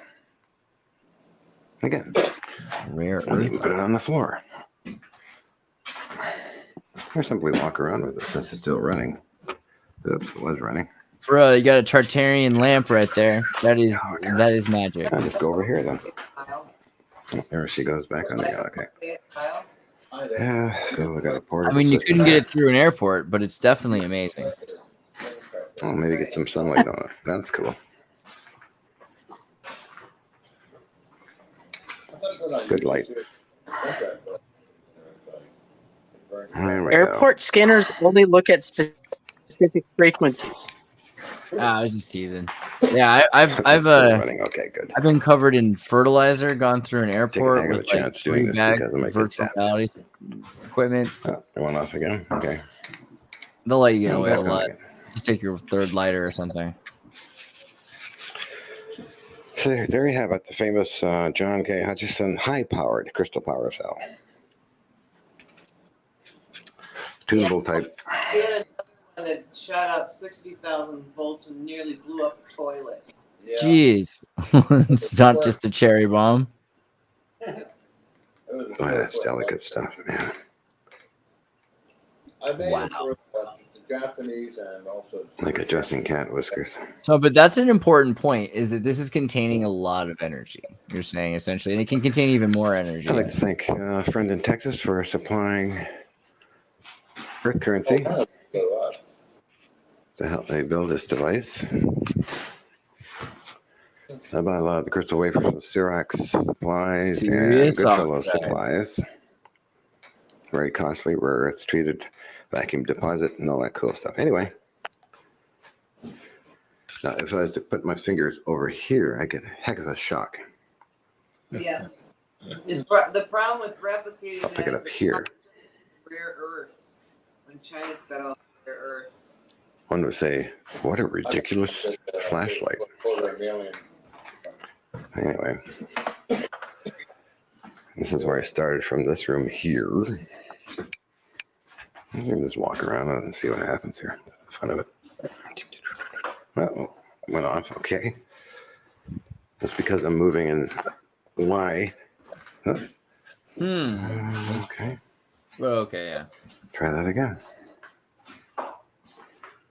Yeah, did you see the one where he had a box of a can of, you know, it was No joke. I mean, this is a lot of like Yeah, how Carl, many here, watts test is this this light stuff. bulb? It's not LED. Oh, where should I put it now? I arranged him. guess it doesn't matter. Oh. Okay, what I was trying to say is moving here causes a slight microflex because it's quite heavy. When you That's have the a bit of a brand name, microflex microflex. here, these wafers are just like cat whiskers. That's so epic. And no, the name is Johnny Tubes. They're a cell, I believe, right? What was it now? Johnny Tubes. You want me to talk about the Johnny tubes? Well, yes, please. Now that we have Michael E. Boyd here, or Charlie, did you have questions, Charlie, about these power Is cells? that Michael Boyd? Like Yes, Cassie's sir. dad? Oh my God. I love you. I'm so glad to see you. This is great. Keep going. Well, the Johnny tubes are when we get on the coast of what was that? I heard that. What was that? I don't know, but I sent something before that. You want to go check it out? Yep. I mean, we're in a concrete dome, and there's just this big thud. There's been some weather. I don't know how far north you are from me, but Michael, actually, you know what? It'd be an interesting moment to introduce a bit of your background and research. I've actually, seen a lot of, you put out a lot of interesting stuff on UAPs and just all sorts of stuff. So it'd be great to hear from you. It's great to see you. How you been? Great. So I got a question about what I was catching the tail end of the video. What was the crystals that were being used? Quartz? Right. They're coated. So you were compressing quartz crystals to produce electricity, essentially. They're coated with rare earths. They got a sputtered coat on them or something. Right. Very expensive. They're like 20 grand for that stack. Damn, that's a pretty pricey light bulb you got there. Right. So I mean the John's done all kinds of different devices that give off free energy, but the one that's the most practical is the use of this piezo crystal, the Rochelle salts that he doped. He's done a lot of different types, and what is going to be the safest and the easiest for people to you know, So you know, what we're seeing there, that's a carbon. What were the Rochelle salts doped with? we had iron pyrite, I think, was in there. We had, you know, you would look at I got it on the video that I did so long ago. Our video that's on there has all the different things that we doped it with. But you don't have to dope it in order for it to work. And then I started working with the mechanics of the actual compound, so that instead of using the Rochelle salts, I made the Rochelle salts at the time of doing the melt. So that's using the clean tartar and the baking soda. So, and that's when I brought in the sugar into the equation and created the putty. And if you dope the material and you use the putty, and you're getting down to something that's a micron thick, and then you're doping what you doped with is a micron thick, you're kind of, you know, SOL, because you'll short the thing. So I just stayed away from the doping because I was getting so tiny in what I was dealing with. I didn't want the doping to interfere with it. So, but I think that if we go to that step where we have something, I mean, all these, people are doing these, look at these free energy, but look at where the paradigm where people are at. My great uncle, my grandpa's brother, created and invented it and patented the radiator that's on every single fucking car there is. And he did it in a machine shop, and he just made the thing, and then he made another one, and then he made another one. And, you know, eventually everybody used it because cars were overheating. I mean, we need to make something that, so that not every person having a car had to make a radiator, you know. Now somebody was making radiators. People don't make their own radiators. They don't do their own solving of their own problems. This generation of humans, if you're driving down the road, guys, and all of a sudden your car stops, you know, what would you do? Now, just think about it for a second. Because what I would do is totally different than what you would do. Oh, I popped the hood. Yeah, well, you're an old guy. So, all right. I am a physicist with good training in mechanical engineering and electrical engineering. I know every system in and out of my car. Anyway, I'm a bad example, but it's one of those things of the good question. example that we're not a lost. I'm a hippie from Santa Cruz. I would put my head right against the hood of that Honda, and I would just listen, and I would burn my hands on it if it was wrong. I'd probably like a little bit of Reiki first to see the heat. That'd be my. I just had my little head inside of a mouse infested. Should I play this video of Laser Saber's 12-volt cell system update of these batteries and him running a bunch of stuff off of it? I was a little terrified to hear John's what are the batteries made of? So let me I ask if Nancy has any questions before you do that, because she is obviously the source of all of this. Let's hear from her first. What I'm trying to get to on this is that most people won't even check to see if they ran out of gas. Okay, and then they'll get on their phone and call somebody. They won't Get even alone an oil change that, you know, and completely screw their engine the first time they ever buy a car. Yep, it's the oil change. It's always the oil change. These newbies. So, and there are very few people today that will pop the hood and go in there and change some spark plugs. Okay, so there's going to be very few people that are going to build these power cells to run the shit in their house. You know, this is where we're at. And you can complain and talk about all this kind of stuff, but people are just not going to get off their fucking lazy asses and build them. Okay? They're not. So So Nancy, I have been listening to all of your instructions. I have taken notes from the beginning, and I've got notes from before we went live, and oh my goodness, yeah, I think you are one of those fantastic people that have ever existed in reality. So how, like, if DC versions of this are possible, how do the AC ones are possible? Like, exactly how do you build these things? That's my big question, because I'm pretty sure we haven't heard that yet. Well, well, there's a video on how to build them.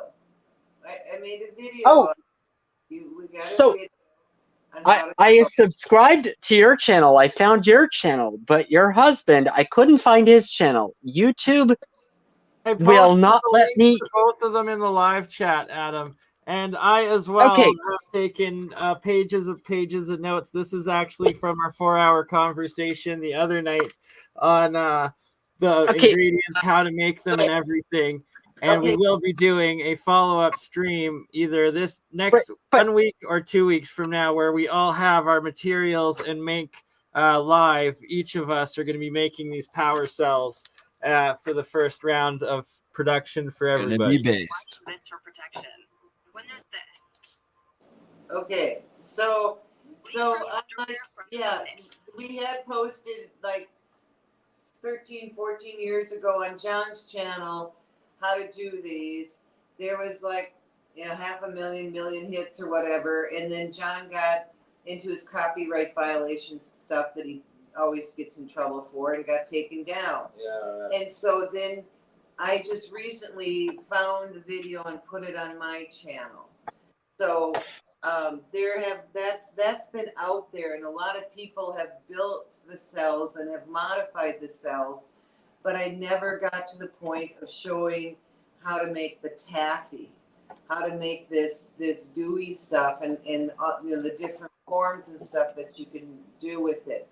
The ones that give out the AC are ones that have been hit with radio frequencies. It's those are the cylinder ones. Radiomagnetic This shape, bias. or if you build a sphere, it just does it. You don't have to put it under a radio frequency for it to be AC. So once you start it, you can start to crystal lattice it. Basically, it grows the way it grows. Is that right? Once I what? Once you've started it, does it grow essentially then? Because you've got the crystal, and so that's the other thing about these guys is that the Rochelle cells like to grow. They do. And the way you stop them from doing that is you get some plasti dip and you dip your whole cell in the plasti dip and it seals it so that it won't do that. And in fact, it creates like a really nice tight pressure in there for you taking off the energy. See, this sounds to me like, again, the aerogel solution, because then you can kind of herd it the way you want it to grow, and then you'd have an AC supercapacitor labyrinth. Right. I like the idea. Do you think the labyrinth is better than a Mandelbrot fractal? Because earlier they were talking about you just following a lightning tree fractal to build your capacitor, but circuit boards, for instance, often use this labyrinth kind of shape. So what's better? I don't know with these. I know that when I've stacked them in series, I can get to about 6 of them, 6 volts. But if I want to get to 12, I have to put them in like a star pattern. And I haven't been able to get past about 20 doing it that way. And so we had talked about all types of different ways of just making individual cells and loading capacitors, and then we'll just take the energy off the capacitor. The other thing that it's really nice is it'll triple charge a battery, which I thought was really interesting. And then I use the battery. The cell is loading the battery, and the battery is hooked up to the device. So it's just things that we have to kind of mess around with, and I can tell you some of the nuances that happen with them. Yeah, I know the Mandelbrot. I was just wondering, Please do share the nuances, though. Please do. Because things aren't going to grow at right angles, right? So the idea of a fractal has to be the way your labyrinth is functioning if you wanted to continually grow outwards But then again, maybe you don't, and maybe you're trying to keep it at a certain path or direction. So that's the thing I'm the most curious about is how you would do, like, let's say, like carbon nanotubes. Show me some structure, right? If you were to try to agitate the, using an aerogel to herd this to grow a specific direction, then you'd really have something. And I don't know, maybe not necessarily a nanotube, maybe just nano walls, or nano onion would be the most organic approach, right? Right. So the nano onion, you could imagine this being the way to you could grow a crystal a certain amount, and then afterwards you would just maybe put it into a solution to feed it occasionally. I don't know, but then from there it would continue to grow. So you'd have a battery that's not. This is interesting because earlier I was like, okay, what are the buzzwords here? You've got a supercapacitor, you've got a fuel cell, you got a battery, but what is it really? I mean, it's hard to say it's not all of those things because it's basically a crystal that's growing, so it's charging itself. That's trippy. Yeah, it is. And that's how life works. So you can put this into like a solution and do it on a molecular level. Ooh, DuckDuckGo, calm down. But yeah, okay. So, yeah. But so, it's like I said, we're at a different point with human consciousness. Everybody's screaming, why don't we have the free energy? Well, you know why? Because it fucking takes money and it's no longer free. Okay, here's the tools for you to do it, but you're too lazy to do it. I mean, that's just how people are. I mean, right? Yeah, it's kind of like we're thinking. It's like how much does it cost to liberate the energy? Because it's like this like indebted indentured servant that we have to pay the price to liberate. So I've got a comment on this. My dad found me at the grocery store 2 days ago and gave me $200. He knows my monthly income is $100 a month. And it was just kind of funny because he handed me this money and he asked me not to break reality with my physics experiments. He was super upset that I might trying to save reality. No, I'm just kidding. No, it's like I'm gonna spend all of this money on food or car insurance or something. Like that's not what I'm gonna do with this sort of thing. But I thought it was hilarious because he is the naysayer of any world you're in whatsoever. He is the naysayer, and I don't know how many people know like an archetypical naysayer, but like that's pretty rare. Like most people don't just say no to everything forever. I mean, anyway, I think there's a process. So what you do is you start out as a wondrous child with beautiful eyes, and then what happens is you see something on TV. This wasn't always the way it was. It used to be that you read it in the Wells Fargo Wagon magazine or whatever. But you see a thing you want to buy, and it takes a while to get to you. But like you think that it looks so good on the TV, and then when it arrives, it's not what you wanted, and that turns you. That's your first puberty. That's your cynicism. You get no. Nothing's real. The thing I ordered isn't real. Nothing's ever real. And then eventually you get into this kind of conspiracy thing where you're like, hey, every time they're always doing that. They're always cheating me. But then you get into the like Mad Magazine phase where you're like, you know what? If you did it, you could build a hovercraft. You could do it. You could get anti-gravity. You could have some sort of alternative propulsion. It's a little crazy, but it's really on me, because society is not going to do it for me. And if you don't take all the steps, you just stick with the like, I shouldn't buy hair straighteners on TV, So all the way up to this plan, I mean, anyway, I suppose I have got a family that kind of like half believes me, but they still, let's say tomorrow I figure something out and I go ahead and tell the rest of my family that, I've got this, whatever thing. The assumption is not that we can make any money off of it. It's that we need a large enough company to pretend that we need bought out with not like a little bit of money, but a lot of money. And on the drop of a hat, apparently, from what I'm told, I could have a 50 person company totally online with real employees that are making real wages that could prove all of this stuff. And I'm just left with this reaction of, I'm told this, and I'm like, these people believed that I could build what I told them I probably could build, but like the next step on this is, it's not what they're telling me. It's not all of this funding because it's not going to work.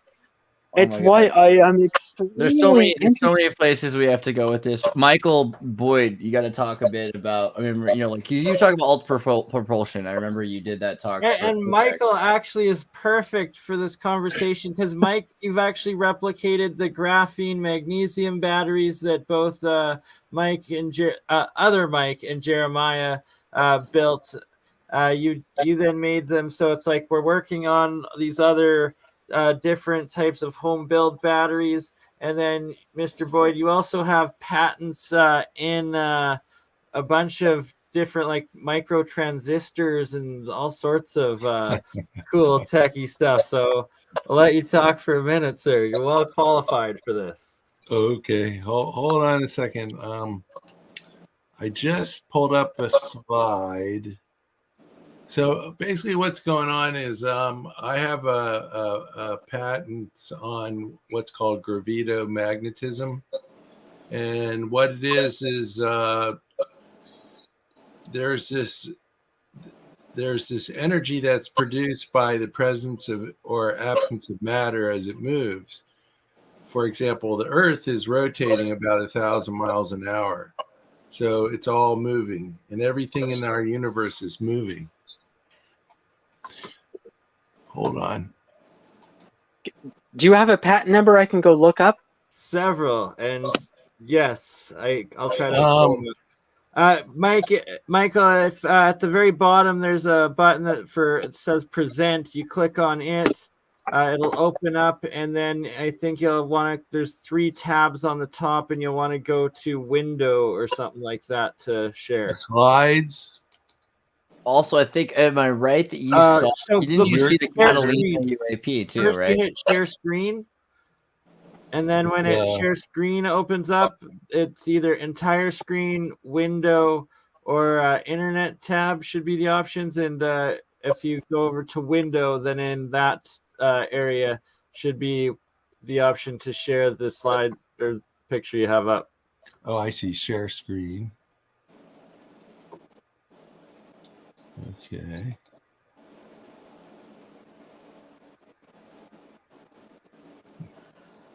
Yeah, that Ormus though, especially alchemy seed oil when you do the sprouted seed, you know, that's amazing stuff. Good thing to do. I had a patent on that and I let it go into the public. Very Ben Franklin of you. That's awesome. That's the best way to get something out into the world. You get a patent because that can't be suppressed, and then you let it go. Yep. This one. Yeah, see, that's the other thing because I feel like you saw. Can you guys see that? Yeah, yeah. You did see the you saw the Catalina UAP though, right? That's also correct, Michael. What? Say again? You saw the Catalina UAP. Yeah. Well, I didn't see it personally. I basically studied it. Yeah, I've got a bunch of information on that. I can share. That's too. interesting. So, yes, there's a whole bunch there that kind of answers some of the stuff Adam was talking about. So, But yeah, go to so what I actually can show you some of that. So what I'm showing you here is this is basically what my patent is that it's going to issue on November 11th. And essentially on your hard disk in your computer, there's this platen, the little disk that spins around. And in the center, there near the opening, is a ring where they put these little nanobumps with a laser, a thing called a YAG laser.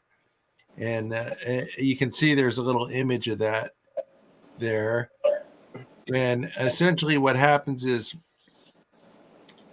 when your computer's not in operation, the head with the read-write head sits over that region, said to park there, and they call that zone, they call it the landing zone. So now all these little nanobumps are what are called a quantum dot. And so what I do with my invention is I take the gravitomagnetism signal from each quantum dot, and I can map out the surface of the disk and basically get a map of all the millions of little dots on that in that zone there, the landing zone. There you go. And then I break it up into what's called a sector, which is like a section. Like say you got 360 degrees, each there's 0, then 1 through. So I have 360 sectors that I could break it up into, for example.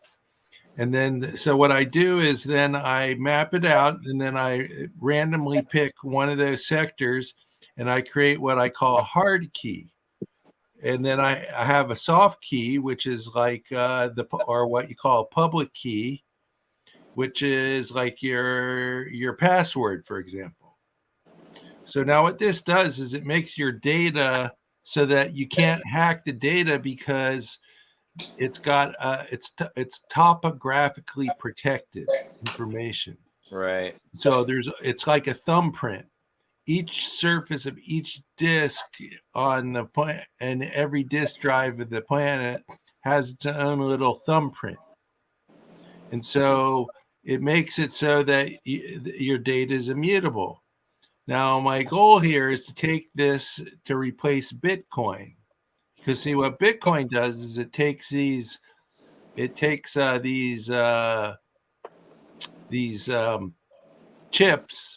and it tries to solve a puzzle to figure out the right numbers to make a block in a blockchain, and that's how it works. And they do it. What they do it with is like a special computer with special ASICs in it, and that basically that's called mining. And so they're looking for this magic number, and that uses a lot of energy to do that.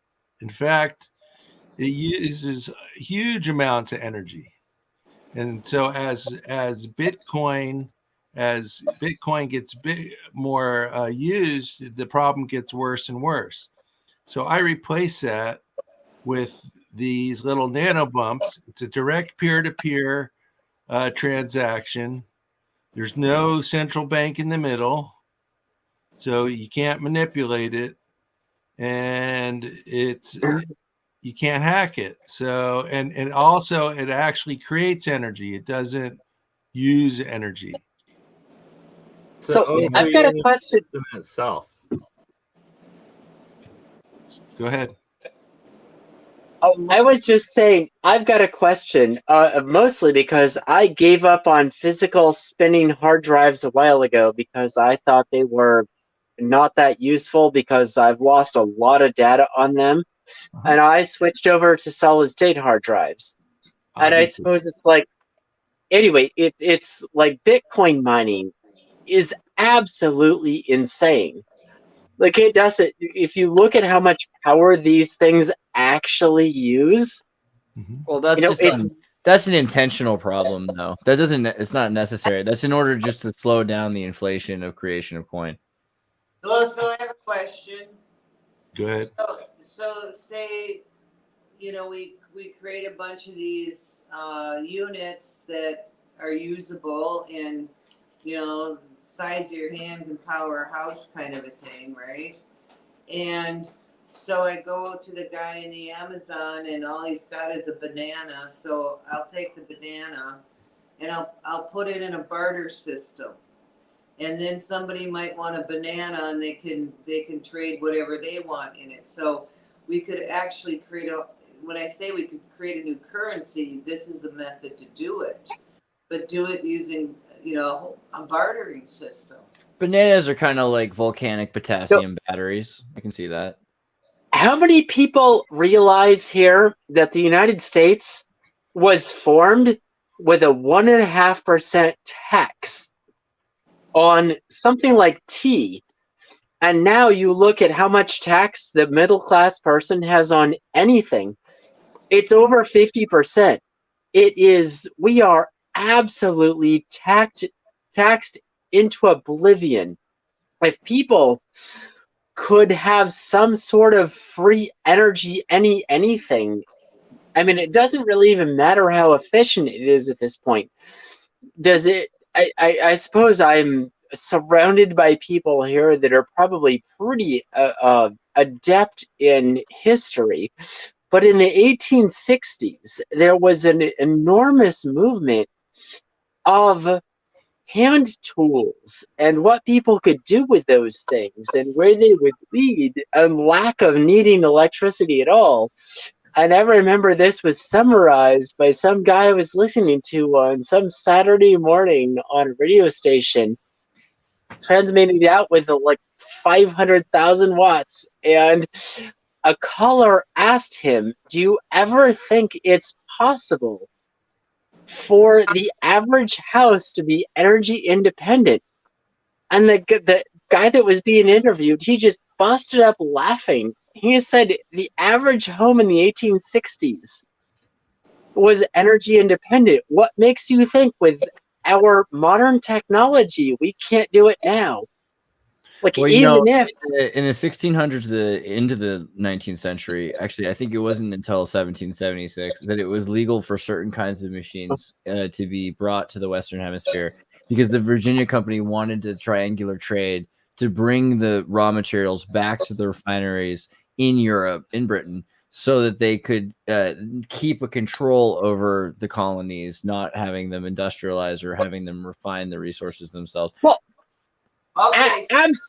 absolutely right. So if you go look at this thing, why oh why did the power grid in the United States, when it was made, the whole electrical power grid, there's a bunch of farms out in the middle of the country, of which this was something like $150,000 to put these, that electricity out there.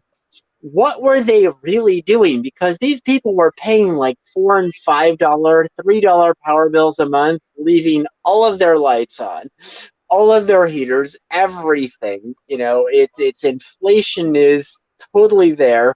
We're now 1,000 times what they paid for their power bill. What did they really accomplish other than completely destroying every hand tool industry that popped up at the time? Because remember, electricity means you don't have to turn some little knob somewhere. Man, when you look into hydroelectric, it just blows your mind. When you look into all the 19th century hydroelectric systems that powered trolleys across Sao Paulo, Minneapolis, New York City, Okay, so we're doing repeating patterns. We're doing the repeating patterns.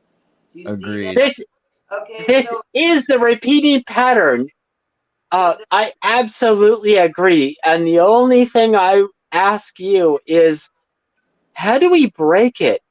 Like, I don't know how to break it. Like, my dad is giving me money because he knows I'm poor. I want to bails me out. I want to see Michael's. So, Michael, you're going to show some stuff about UAPs and Catalina, and so I think it all ties together in how this is controlled. This technology is around; it's been around for a long time. You look at NIMSA, and you can see how it goes back centuries, not decades. So, looking at some of the government and para-government, Lockheed, Skunkworks, whatever, CampX, these different groups that are working on this technology. I mean, you can see the alternate propulsion being used and what it does. So I got a presentation here. It's about the Tictoc UAP. All right, there we go. So let me try doing this again. Slideshow. Last time I went to Catalina Island, I'm guessing it's not what I'm going to see now. I'm not sharing though, am I? No, you have to re-hit the present and share. Okay, let's see here. And also remember that, like, a fair number of people, like, their screen is maybe 2.5 inches wide. Yeah. Understand.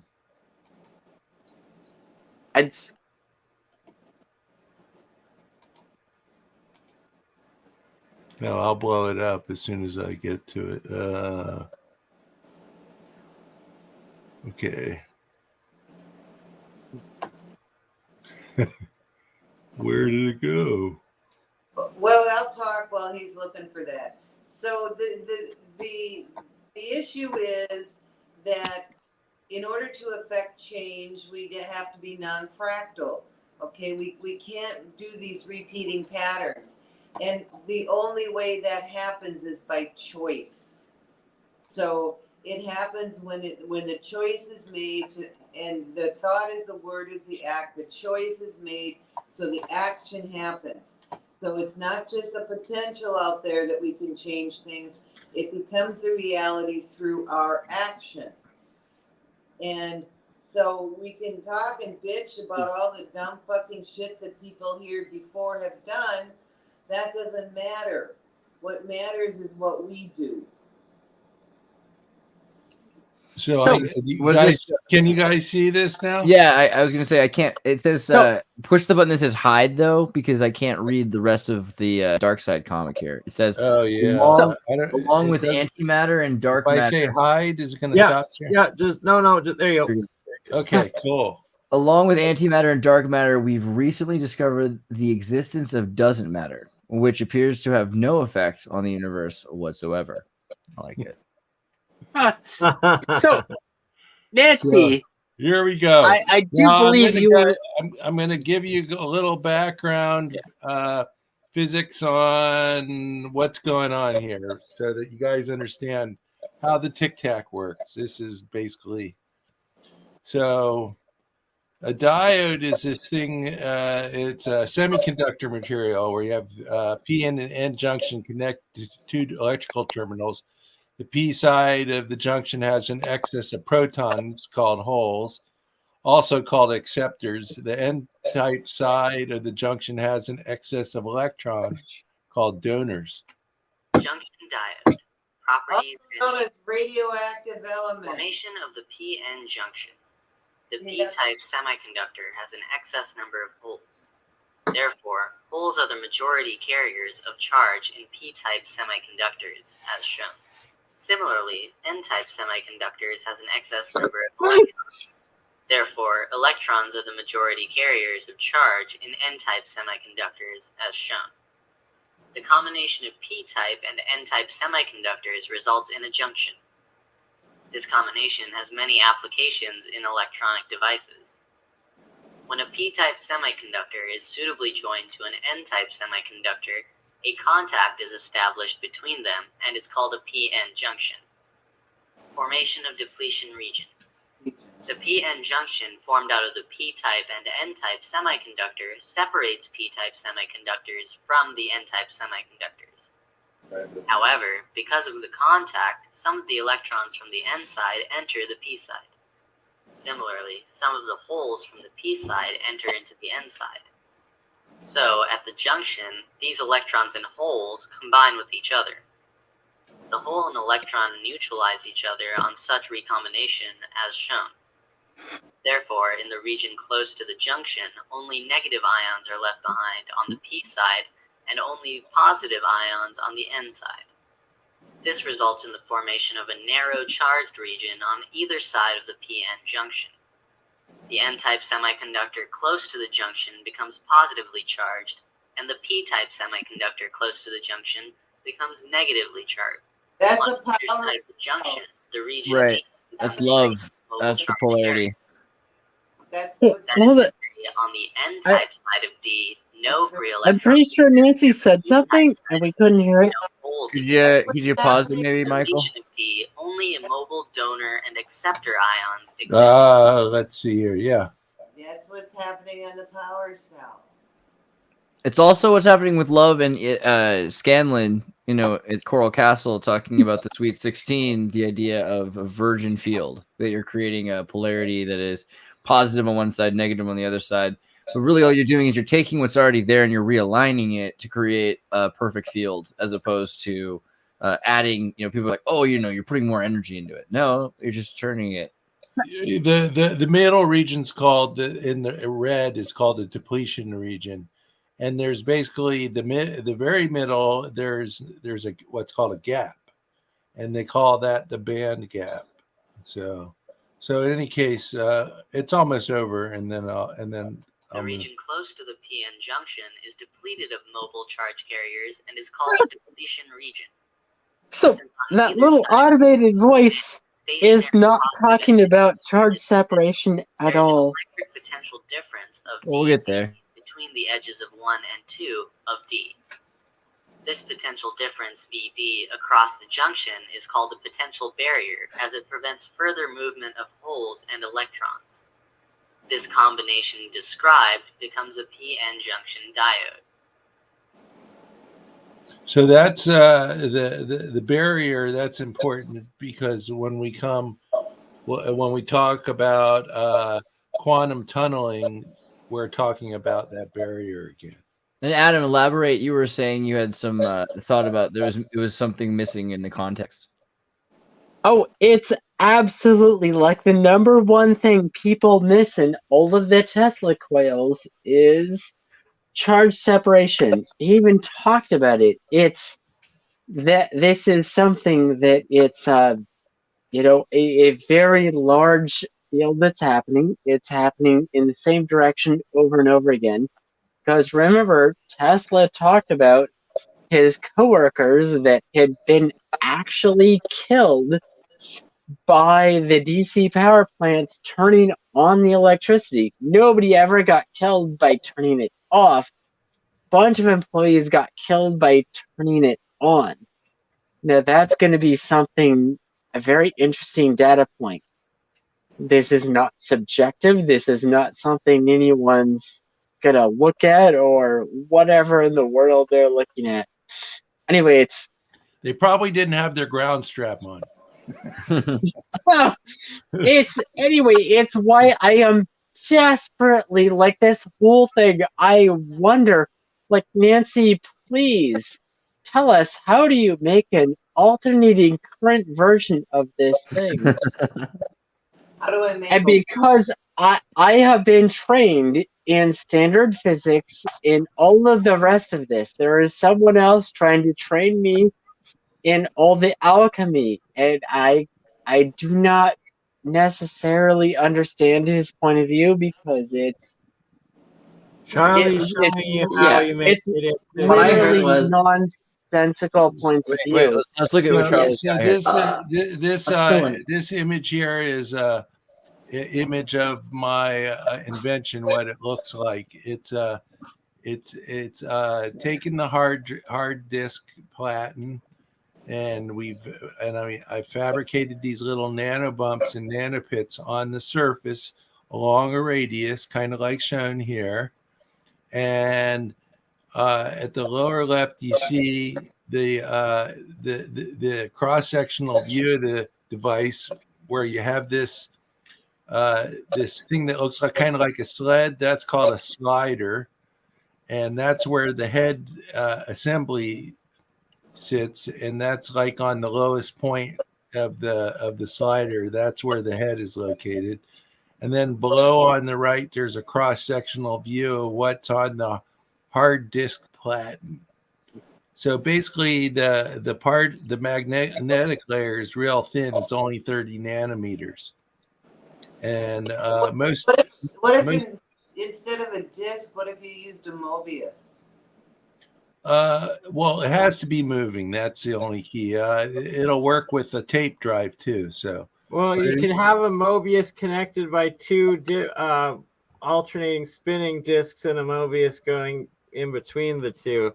Yeah, as long as you can get the read-write head near the moving surface. So now let's go to the next slide here. This is the actual drawing of what the device looks like. And on the left, there's like what's called an assembly diagram. It shows the disk platen rotates counterclockwise, shows where the read-write head is, shows the head actuator arm and the disk drive motor. It shows the circuit, the power line conditioning circuits above it.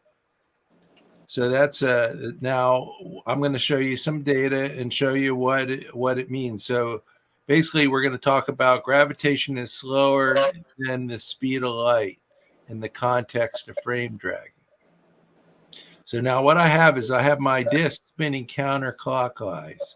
So and so those little nanobumps and nanopits are little squares, and they have like a square edge. So when the disk in this case bump edge goes under the magnetic sensor, it detects that change in the angle of 90 degrees at the speed of light. And then and you can see that on the right, there's another pulse that's going down. That's when the edge of the bump goes down. What's that signal in the middle? That's the gravitational induction signal.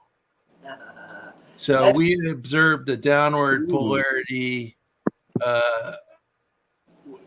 We see that signal You on the right. sneaky devil, Michael. You're telling us this is for hard drives, but this is really for anti-gravity, and you're just saying, no, this isn't anti-gravity. I'll get there though.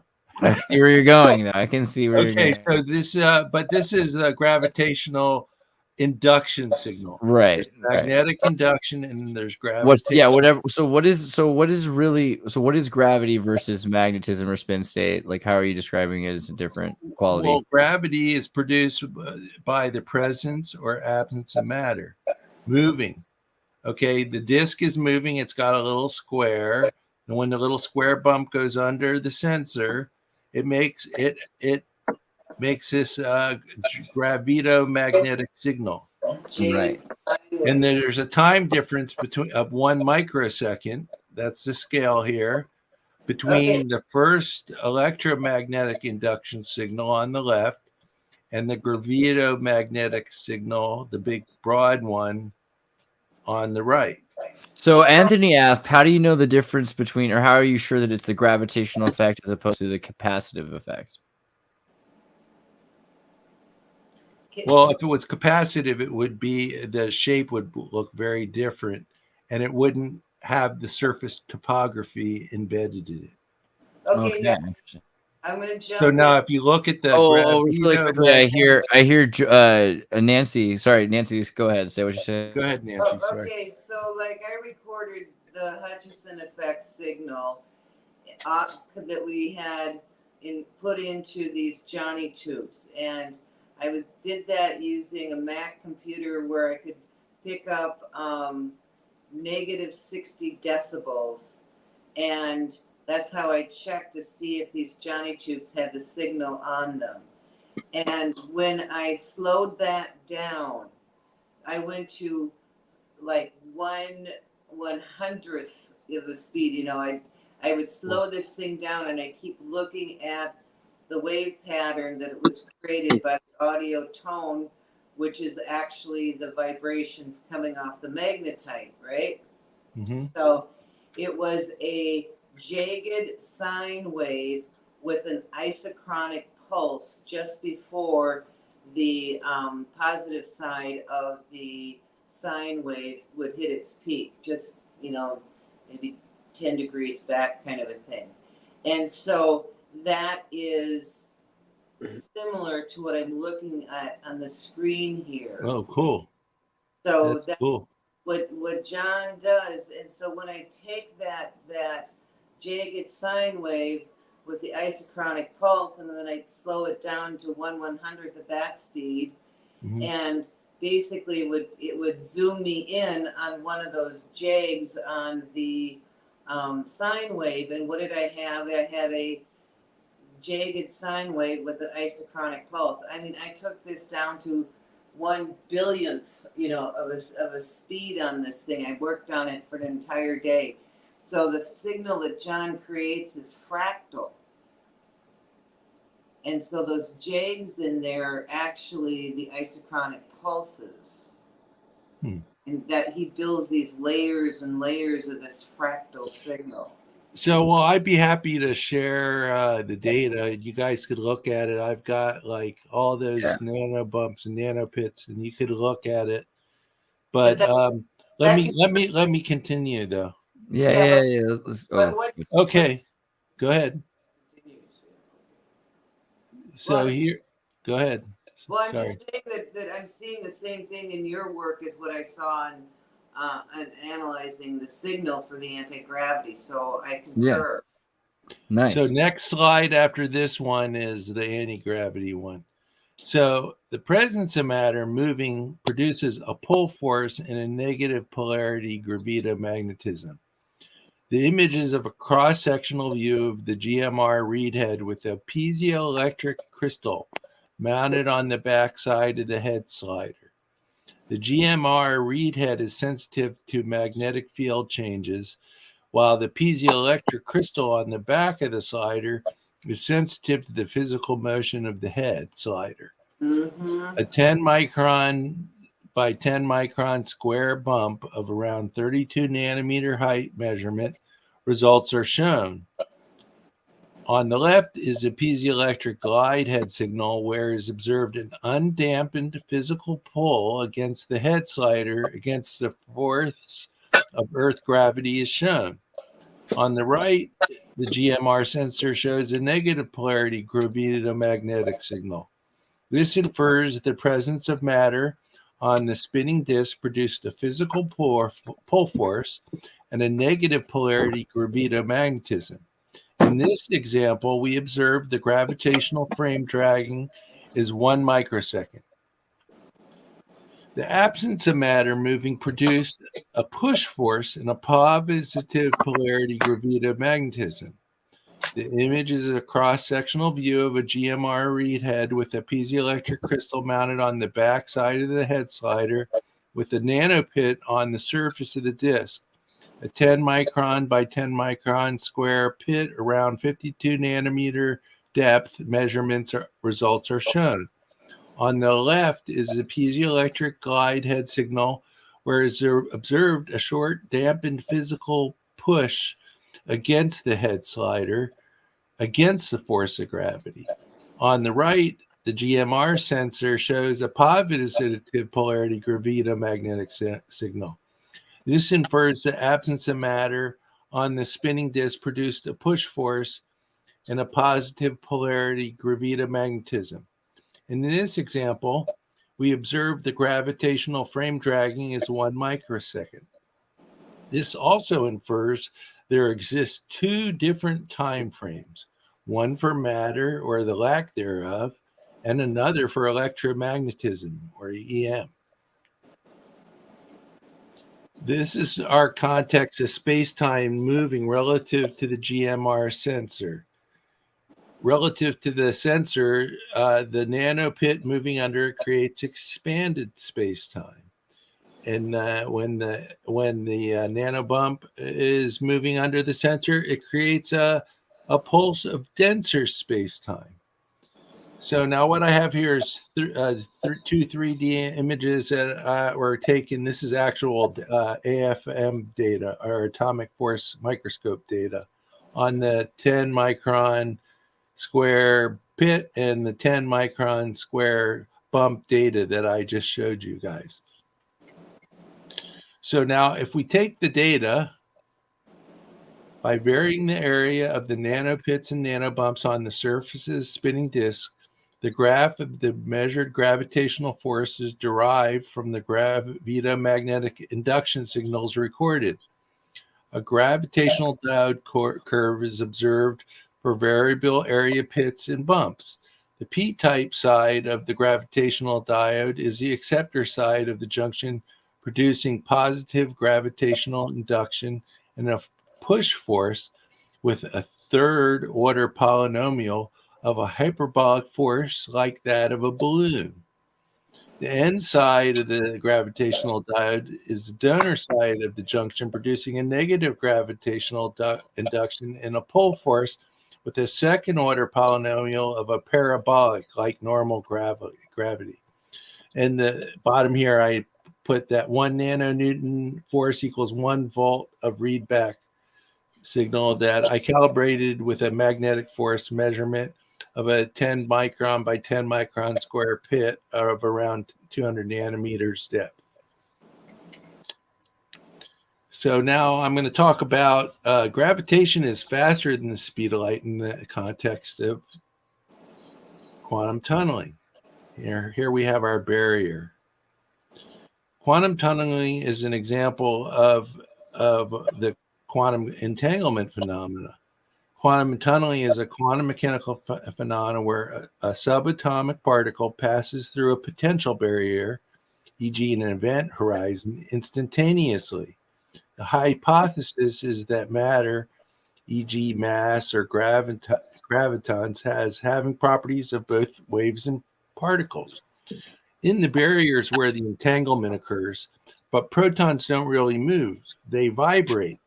You might say they all sing and dance to the same tune. Yeah, it's a field. I love it. And so it's so great because people always misunderstand. So people always talk about Ken Wheeler and they get upset about the word gravity, but the way you're referring to it in terms of weights, densities, the actual interaction, this is all the real shtick. This is the truth right here. Charge separation is such a larger issue in all of this stuff. Charge separation. Oh yeah. I'm gonna skip this part, but you guys, if you look, there's this Sabina Hossenfield has a good explanation of the tunnel effect. You might. Have you heard that quantum mechanics is impossible to understand? You know what? That's what I was told too when I was a student. That's awesome. I want to see that. So now this is what I call my postulate for the theory of everything, or TOE, and that's my big toe there. Gravity is a property of matter, but not a property of electromagnetism. The hypothesis is that protons, holes in the semiconductor junction, and all forms of matter and their presence in our location in the universe is the source of the attractive force of gravity in this vicinity of matter. The other novel thing is the absence of matter produces a repulsive anti-gravity force that is much weaker than gravity force and balloon light. Electrons, however, do not contribute enough mass to really affect gravitation in a significant way. The geometry of matter, or lack thereof, caused a force field to be produced that I could measure. Oh man, so okay, anybody need to pull out their swords and get into a duel? I guess now. I'm gonna skip through all this. No, it's cool. I love it. I don't skip through it. I was just curious. Don't skip through it. Don't skip through it. I just go back. I just was thinking. I have no duel at all. I love this idea. The only thing I've really lost is my voice recorder to record the whole conversation. And I just found it. Oh, this is such great stuff. Michael, this is such great stuff. And then the idea also, can you just go back one page for a second so I can look at this? Just because the separation here of electromagnetism from the experience of, and we can call it dielectricity or whatever, but it's not. We can go further even to say what has to do with the real empirical experience of the weightedness, the unbearable lightness and heaviness of being. I don't know. So it's interesting because you're not throwing away the word, and I appreciate it. It's interesting you're trying to take it to the right place. So, but basically, I have all the general relativity and then special relativity explanations of this stuff, and along with all the papers and references and stuff. But Einstein, Lemaire, MK Ultra, right. It's kind of boring.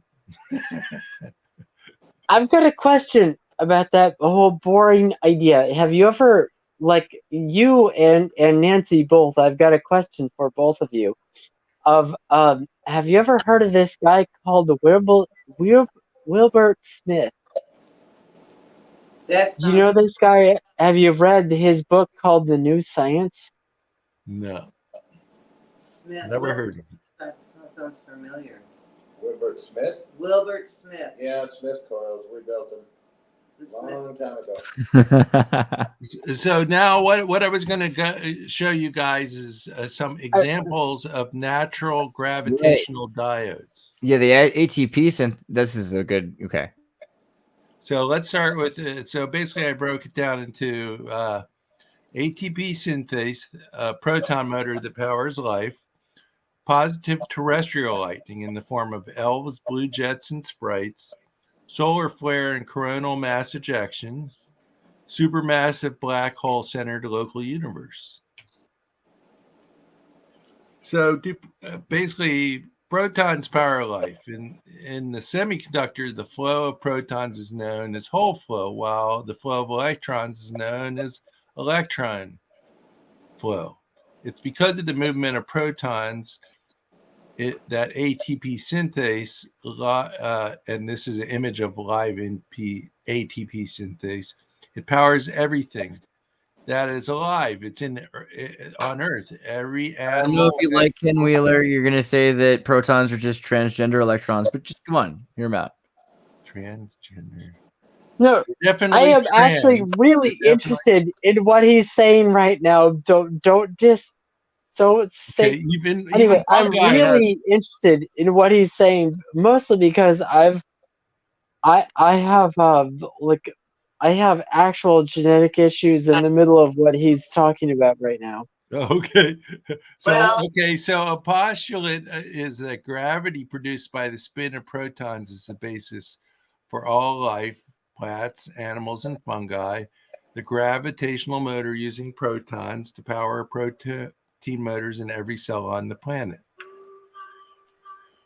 Check out this video of ATP synthase represented through human motion.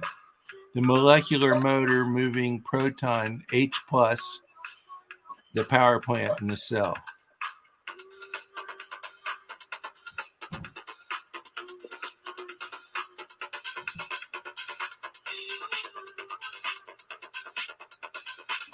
This is amazing.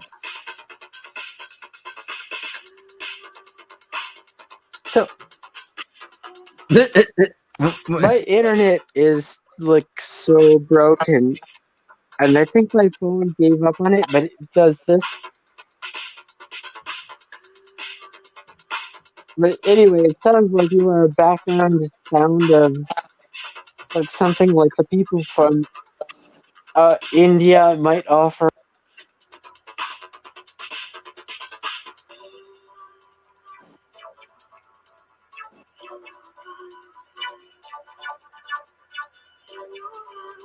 Michael, explain this video because the ATP is processing. So basically, it's a spinner, and it takes this. Hold on, let me.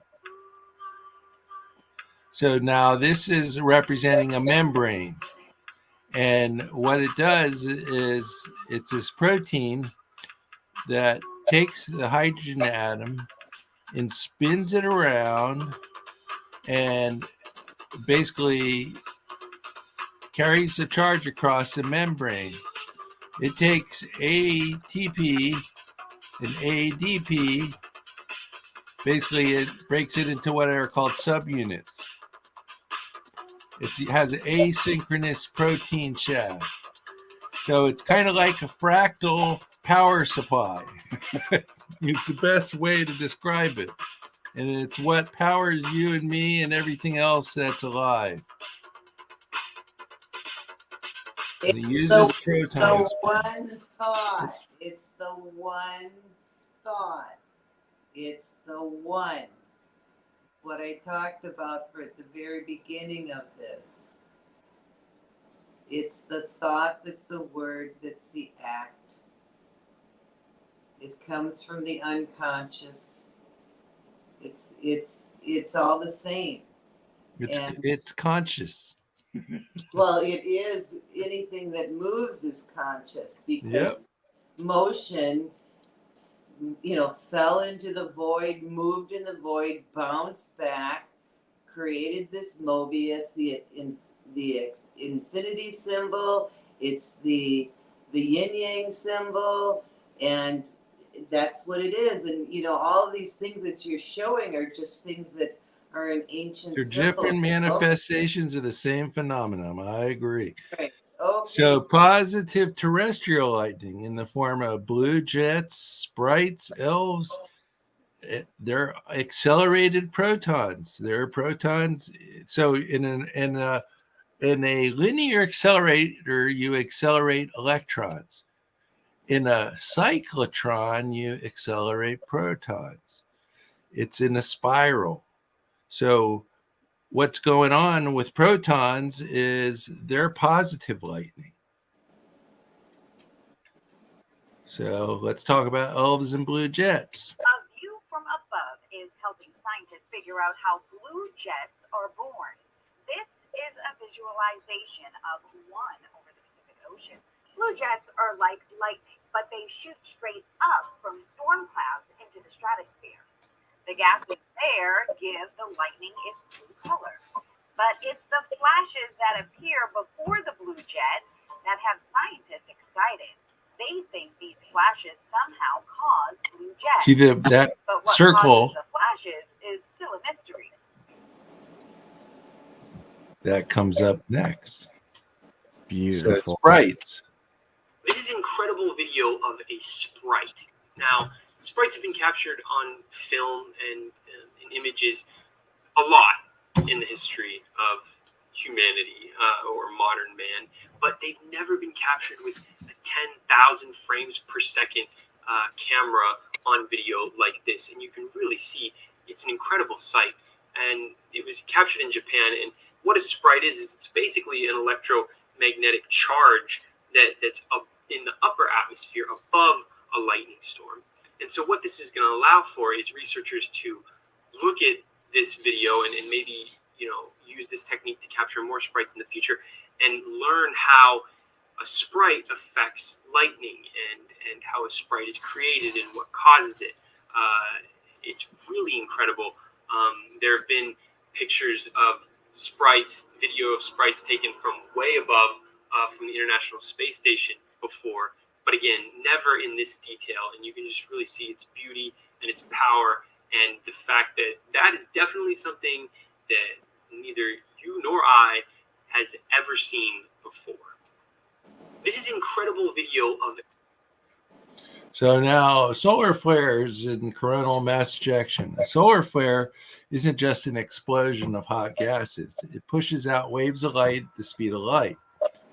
That includes light we can't see, including radiation in the form of X-rays and gamma rays.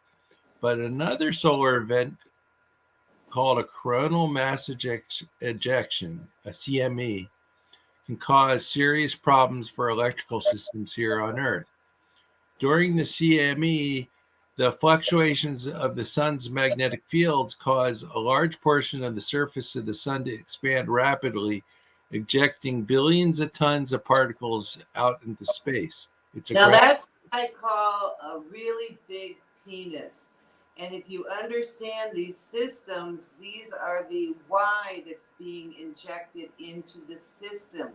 All of these are repeated patterns of how the Y comes in, the XX being the fractal. So these are repeated patterns of how the new is brought in. And maybe that's what we need to do to bring in this new concept of our consciousness and our energies, and understanding this system. So the thing I wanted to bring up about this though, this coronal mass ejection. So the solar flare, when it goes off, if Earth's in the line of sight of that solar flare, it takes 7 minutes to hit the Earth. The coronal mass ejection, on the other hand, is like a 1,000,000-mile wide wave in the ocean. And it takes 3 days to get here. And that's the gravitational pulse that I showed. It's delayed. There's a time delay between the light signal and the gravitational signal from the sun hitting the Earth. But that's because you're accepting that we can only comprehend those that we aren't able to act as quantum beings that we are. But I'm getting to that next. So the thing is about the CMAs is it provides a there's like anti-gravity has a pre-signal. Basically it time travels to the future. So what happened is I have this little video and I'm talking about the sun's anti-gravity pre-signal in solar flare slows the radioactive decay rates on the opposite side of the Earth from the sun a day before the event occurs. So there's something going on. There's some kind of pre-signal in the future before this event happens.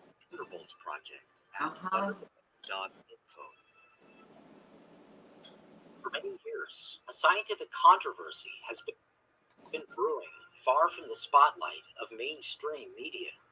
How constant are physical constants? For decades, the scientific consensus has been that true constants, such as the speed of light and the gravitational force, remain unchanged over time. But in recent years, more and more evidence has challenged this assumption. A telling example is now posed by observed changes in supposedly constant radioactive decay rates in relation to solar flares. In 1904, Ernest Rutherford wrote the book, literally, on radioactive decay. In this book, he states, in no uncertain terms, the constancy of the rates of radioactive decay. This allegation was initially shown to be consistent with experiment, and so was generally accepted, not to be double-checked for another 8 decades. It was only 3 decades ago that a rogue experimenter from Brookhaven National Labs published the results of a 4-year study into the decay rates of silicon-32 and chlorine-36. His results were astonishing. He found a seasonal variation of about 0.1% in silicon and about 0.3% in chlorine, in addition to a monthly variation. Physicists of the day were not amused. How could radioactive decay rates, long known to be constants, possibly vary? Physics has no mechanism for radioactive decay. It's just a probabilistic theory.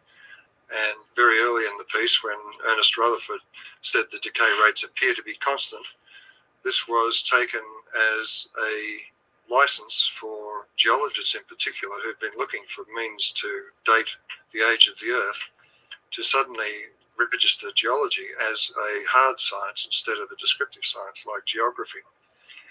And ever since that time, any anomalies in decay rates and so on have tended to be swept aside. The Brookhaven National Labs report caused a small yet intense splash at the time, but discussion on the topic ceased for the next 12 years, and they were largely forgotten. In 1998, the PTB in Germany broke the silence by announcing the results of a 15-year study. Seasonal and monthly variation was confirmed in radium-226. I'll bet it was. Later, Falkenberg announced a seasonal 0.37% variation in hydrogen-3. As if the announcement of annual and monthly cycles weren't enough, nature had yet another surprise in store for a pair of Purdue researchers. While searching for new methods of random number generation via nuclear decay, Jenkins and Fishback recorded 3 drops in manganese-54 counts of about 0.1%, corresponding with the 3 December 2006 solar flares. One of the effects that was discovered was on the night side of the Earth, the radioactive decay decreased roughly a day before a flare appeared on the sun. And this effect was noted a number of times, so it was reproducible. The question then was, how do we get an effect happening on the other side of the Earth, on the night side of the Earth, away from the sun, being registered through the Earth? The Purdue researchers who discovered this correlation initially tried to avoid speculating about this problem and published just the correlation, but their submission was rejected on the grounds that there was no known mechanism for radioactive decay counts to decrease in anticipation of a solar flare. Being forced to come up with a mechanism, They were later able to publish a paper where they suggest that a massive increase in solar neutrino production prior to the flare is responsible for the decreased count. Yeah, The reason is that the neutrino weakly interacts, and beta decay is via the weak force. Unfortunately for that theory, it was already established in 1998 that variation is present in substances which alpha decay, which is via the strong force. Neutrinos can't be the effector. So just So ignore are it. there explanations to be had in an electric universe? The point is that all matter is connected in the universe. All of this suggests that it is much simpler than the neutrinos. It is this direct connection between all matter in the universe. And That's if fair. quantum theory is telling us anything at all, it's telling us that it's due to resonant effects in matter, so that the atoms that are disturbed on the sun leading up to a solar flare, that disturbance, that change in the resonance of those atoms, is available to radioactive atoms on Earth. In other words, this direct connection can invoke a change in decay rate. And this appears to be what's going on. And when it comes to quantum resonance effects, it also suggests, and this has been borne out by some experiments which have been forgotten about, and that is that low frequency electromagnetic resonances would induce changes in radioactive decay. So what we're looking at there is being able to influence the dance of the nucleus, if you like, by sending in a signal which beats with that nucleus. And in the process can either increase the instability, that is, increase the radioactive decay rate, or slow it down depending on the interaction. It does give us the opportunity of thinking about getting rid of radioactive waste Michael, can you pause it for a second? in a simple fashion than trying to bury it.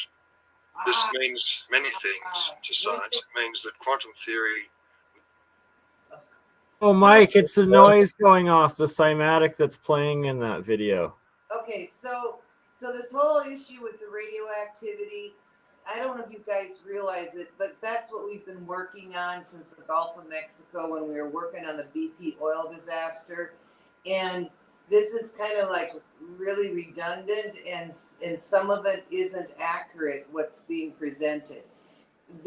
When the Soviet Union broke up, there was a group of scientists that was funded by the Star Trek producers, and they got together for a conference on the issue with the problems with the breakup of the Soviet Union and the nuclear problems. You know, that there could be a big blow up. So how do we deal with the nuclear contamination? And out of that, a white paper was written. It was given to the states and it was given to the federal government, and this is how you handle it. And top of the list was John Hutchinson. There was no response to that white paper. So Ken Shoulders put together a presentation and brought it to MIT in 2000 what? 2005. 2005. It was 2005.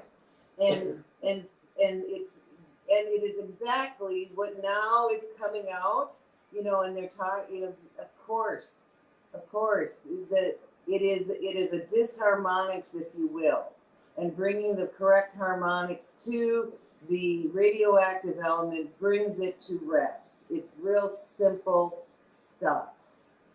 So, but going on about, you know, elimination of radioactive contamination and stuff that is being presented here is kind of like, guys, you know, we are past that. Yeah, well, this was, as I recollect, they were talking about the 90s. This was the 1990s. That's when this was, that's the time frame of that presentation. And that's when these guys got together from the breakup of Soviet Union, yeah. Yeah, but it was just funny, you know, because you got these guys who are saying they're standing around in the rain, all wet, saying that there's no weather. You know, that's what's yeah. So the thing with contamination by radioactive contamination is that you can't feel it unless you're really getting your shit burned. But I mean, the entire planet is fucked, okay? Everything on here has been genetically modified by Fukushima. There's absolutely no question about that. But we also know that what we're doing is restoring the life and the genetics. We saw it with our own eyes when we got to the ground zero area on the southern coast of Oregon, and all the trees were burned out. And we started our work there. And those buggers came back to life. And I'm not talking about deciduous trees. I'm talking about the pine trees. And once you burn out pine needles, they don't come back, and they came back. So we just need to move forward.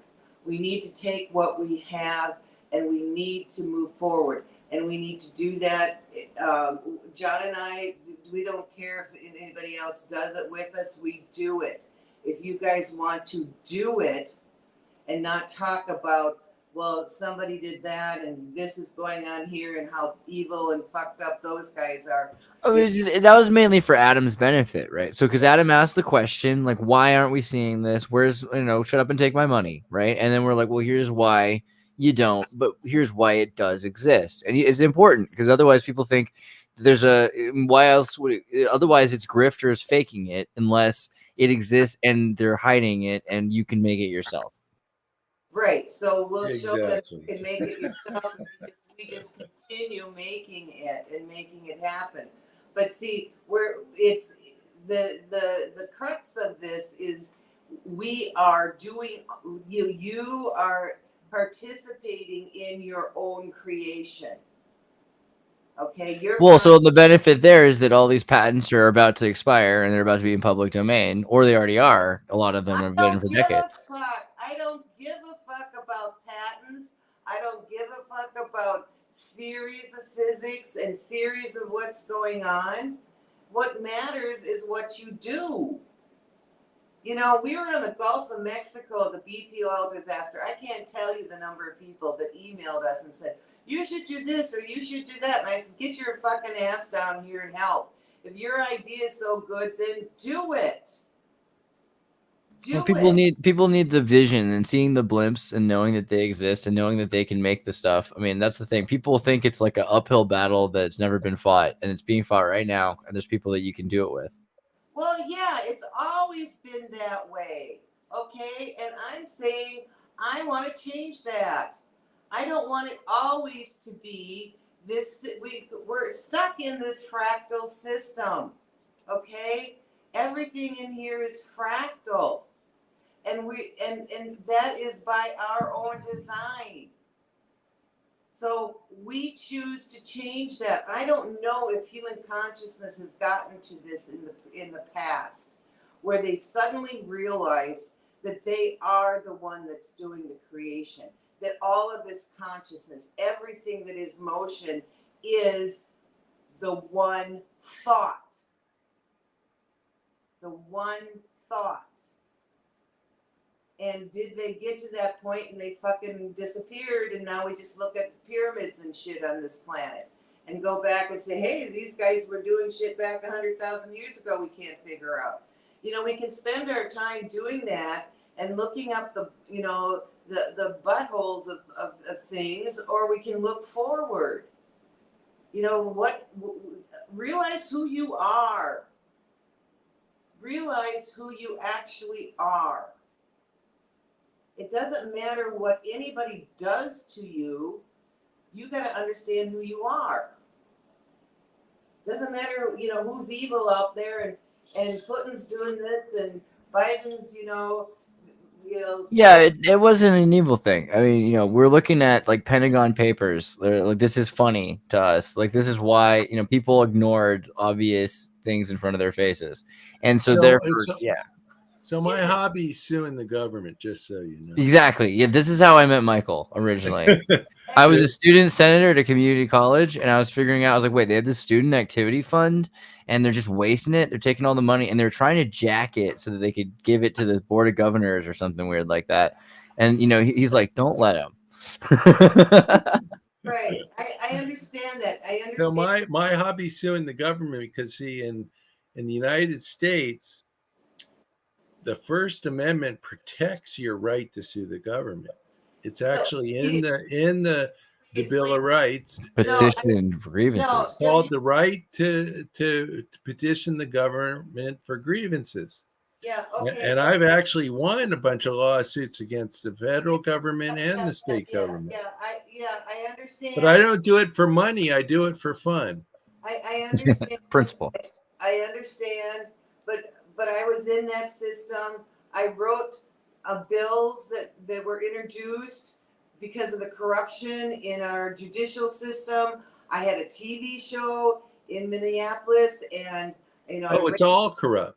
And it's all corrupt. And I got to tell you that when I was on the shore of the Gulf of Mexico with John Hutchinson, and I saw that we had a hurricane coming in, and we're pointing this equipment out there, and the hurricane stops dead out there, a mile or two out, opens the sky above us, oil slicks coming by us. Then I'm watching them as they come by, they disappear, and I can see the frequencies on it and breaking it apart. And I turned to John, and I said, this is so much better than fucking dealing with stupid, corrupt judges.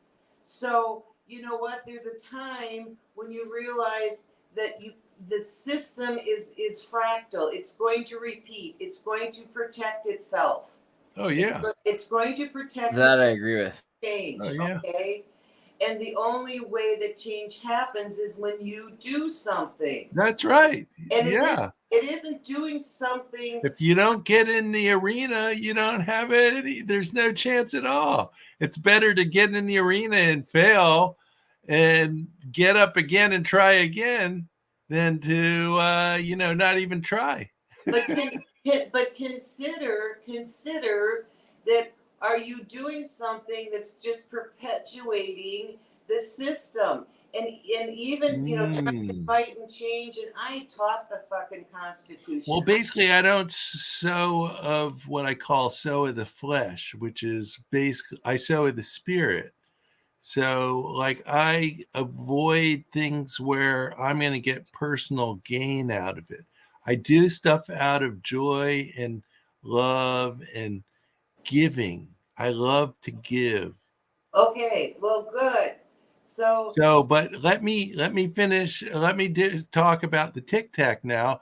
All that stuff I presented to you, I want to apply it now to the Tictoc to explain what's going on with the Tictoc. Yes. So now there's this guy. His name is Harold Hal Putoff. He's a deep state. What do you call it? He's a spook. Yeah, I know. But I don't. Okay, but he writes some pretty good papers. He also did like remote. He was into remote viewing, and I wouldn't be surprised if he did some of them LSD tests. Oh, you're speaking of the 80s. There was all kinds of stuff going on back in the 70s and 80s, and Berkeley. And he was right in the middle of it. So now he wrote this paper, and I actually chatted with him on LinkedIn a little bit a few years back. And there's a link there to his paper, Advanced Space Propulsion Based on Vacuum Space-Time Metric Engineering. I'll be Dr. Putoff. So now basic hypothesis in altered space-time is denser space-time. Time dilates, length shrinks, and it's gravitational energy. In expanded space-time, time shrinks, length dilates, and it's anti-gravitational. Yep, I read the DESI documents. Okay, so now this is the table out of his paper, and he's got some equations and stuff to talk about it. So now stop that. Put that away. I was exploring time travel in a discussion with Hal. And let's assume the speed of light is our fixed timer reference, with the gravitational interaction time being our variable. All right. Yeah. Okay, so now you see I have this T equals 0. That's my first electromagnetic spike from the edge of, in this case, a nanopip. So with expanded space-time, time shrinks, but length gets longer. So an anti-gravitational pre-signal would be expected, and we observed that. You can see that signal. There's a signal coming through before the electromagnetic pulse, kind of like we were talking about with the radioactivity effect. There was a pre-signal from the solar flare. So Correct. I think so that's what you're getting with expanded space-time, which in my case and on my experiment is the little nanopip. Likewise with denser space-time. Right. Time dilates, length shrinks. So a post signal would be expected. We observed that effect. See the post signal there? From our 10 by 10 micrometer nano bump. So now let's go talk about the Tictoc. So we're going to talk about general relativity effects first. Greater G-force means time dilates, length shrinks, gravitational energy, while lower G-force means time shrinks, length dilates, anti-gravitational energy. This is based on principles of general relativity, Einstein's theory of geometric gravitation, and the data. So now I'm going to define some of these general relativity features. Where this you're seeing the actual Tictoc video, and I'm going to show you what these features are that we see in the space around the Tictoc. These are what are called far field effects. So now my background is I used to make infrared detectors. And so basically, in this case, when something is warmer, it's brighter. And when something is cooler, it's darker. So now the Tictoc is the green arrow points to that in the middle. On the right of it is a balloon-shaped brighter region. To the right of the UAP is warmer on our sensor. On our put-off hypothesis, denser in the lighter balloon. The end side of the gravity diode. Now let's go over to the upper left. The dark torus-shaped balloon rotating. It's rotating counterclockwise. Let's see if you can see that. It's rotating counterclockwise, that balloon. Above the UAP, it appears cooler on the IR than the other regions. Under put-off's hypothesis, this is expanded space-time. This is what I call my anti-gravity balloon. Remember I said it was a balloon-like? That's the P side of the gravity diode. Likewise, the darker region to the left of the UAP under put-off's hypothesis, expanded space-time, the P side. This is our so-called wormhole. Small, dark, now below that we see this little smart, dark, oval-shaped balloon rotating to the right, and below the UAP is the P side. It's a little, you can barely see it there. It's a little oval. And then, to the right is of that, there's a balloon-shaped brighter region with moving darker regions to the right, and under the UAP is warmer on the IR sensor. It appears to be a gravitomagnetism generation recombination region. It's kind of like the depletion region in that first PN junction video I showed. That's where the charge exchange is happening. Right. Okay. So now, special relativity effects. We're looking at the Tictoc going warp, essentially, here. above the UAP is the anti-gravity balloon. The left of the image is where the wormhole is open, and the right side is where the UAP is space-time engineering a gravitational bow, like a bow and arrow, where the UAP is the arrow. The video shows the arrow being released, aka warp drive. Notice when it goes warp, the little balloon disappears when it takes off, the one above it. Okay.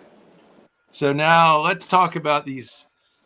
What's going on here, I notice, is that this UAP is going in these little loops. And it's doing that to create increase the angular acceleration of the thing. That's how it's getting up to that. It's not just a physical bow type force, but it's actually taking angular momentum. It's spinning, the thing's going in a loop to pick up angular, to pick up to increase its angular acceleration.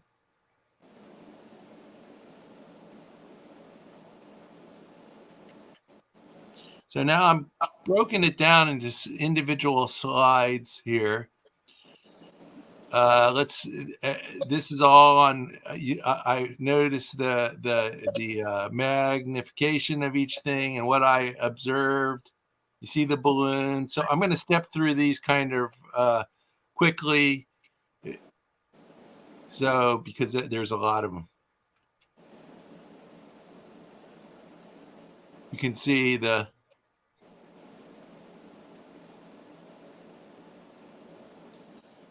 So notice that here the balloon, the dark torus-shaped balloon above the UAP is gone. The UAP appears to be moving at a high rate of speed within a short distance. It's like spinning up almost. Right. And then look what happens. The IR detector array appears to be saturated by heating in the detector array fan out. That's the readout that goes behind the sensor array is getting warm. And you can see those little lines in the back. That's the little readout lines. You can actually see them because there's little bumps there of indium metal that connect it. The detector array is packaged and housed in a cryogenically cooled vacuum chamber. So it's like, how is that signal getting through the vacuum? And then watch, the UAP disappears as the sensor background goes black. It's like, whoa. Now look at this. So it's kind of like the Tic-Tac is trying to cloak itself, is what I think's going on. And it continues to do that. And look at how tiny it looks. It's a little dot there.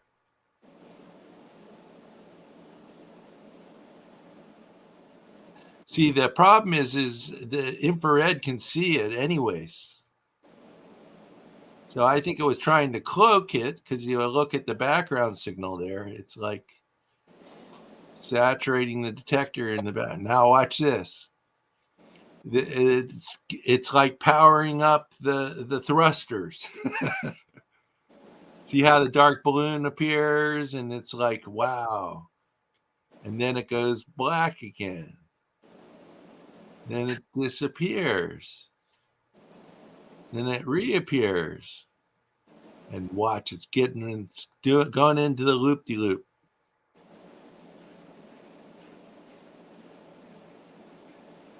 Kind of like your pendulum. Yeah, it's pretty cool. So Yeah. it's gone. You can see it right at the very left. So, but that's so now the other thing I noticed is it seems to be hitting the aircraft. Remember, I told you how it saturated the readout in the back. So it's like it appears the UAP is hitting the aircraft with an EMP pulse, which saturates the IR detector array. Do you think it's like, so is it trying, you don't think it's just jamming it, like it's jamming it's kind of a side effect or consequence maybe of So this makes me feel uncomfortable. I have an unmet need for reassurance that in the future, nonviolent interaction with these UAPs. Obviously, we did something to piss it off.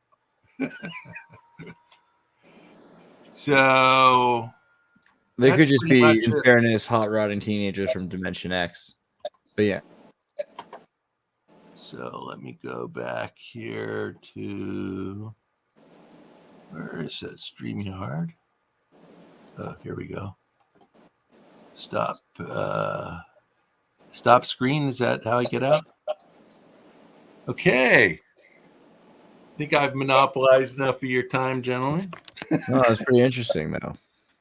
I like what you did. See, that's the thing. You know, we need to be able to look at this stuff and be able to say it's being built, it exists, right? You know, that's the thing. The more examples we have of built existing things. Well, my thought is the Tic Tac is ours.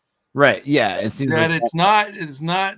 I almost made a joke when you said you were worried about being weaponized. Like, well, don't worry, it's probably Canadian, right? Like, it's probably out of SpaceX.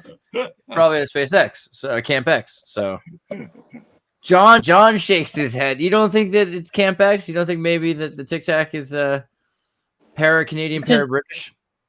Does anyone else here?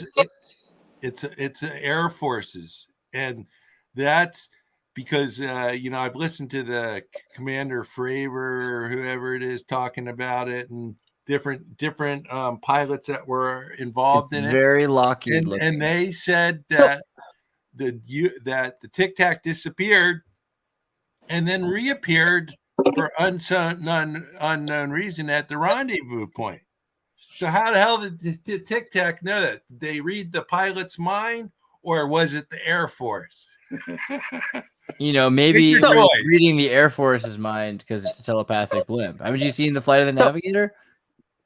So when you send a FOIA request, Freedom of Information request, to the Navy, they very politely say, we don't have any information. When you send it to the Air Force, they say, fuck you. Was that a FOIA request to the Air Force? So I've got a question about this. Yeah. Well, I mean, it's one of these things that I wonder about is like any of these devices, like how do they work exactly? You know, what are the answers we're really looking for? If you're looking for a freedom of information request, like there's no way they're ever going to answer you anything. Remember, they changed the name from unidentified flying object, some other such thing that I can't remember. I think you're taking it the wrong direction. I think that you can, if you type in UAP, you will find it. You will find it. It's about the bringing out of the secret sauces, and that the acknowledgement that they exist. Technologies are all real. And yeah, I mean, if you type in UAP patents, you'll find 1,000 patents. Well, I have this hypothesis that it does exist, and they reverse engineered it from alien spacecraft. But unfortunately, because of my patents, they can't use it because it's protected by my patent. And if they admit they stole it from aliens, then they can't patent it because it's not theirs. But is the patent, so does your patent protect your intention of use? Because you're saying intention of use is in a hard drive.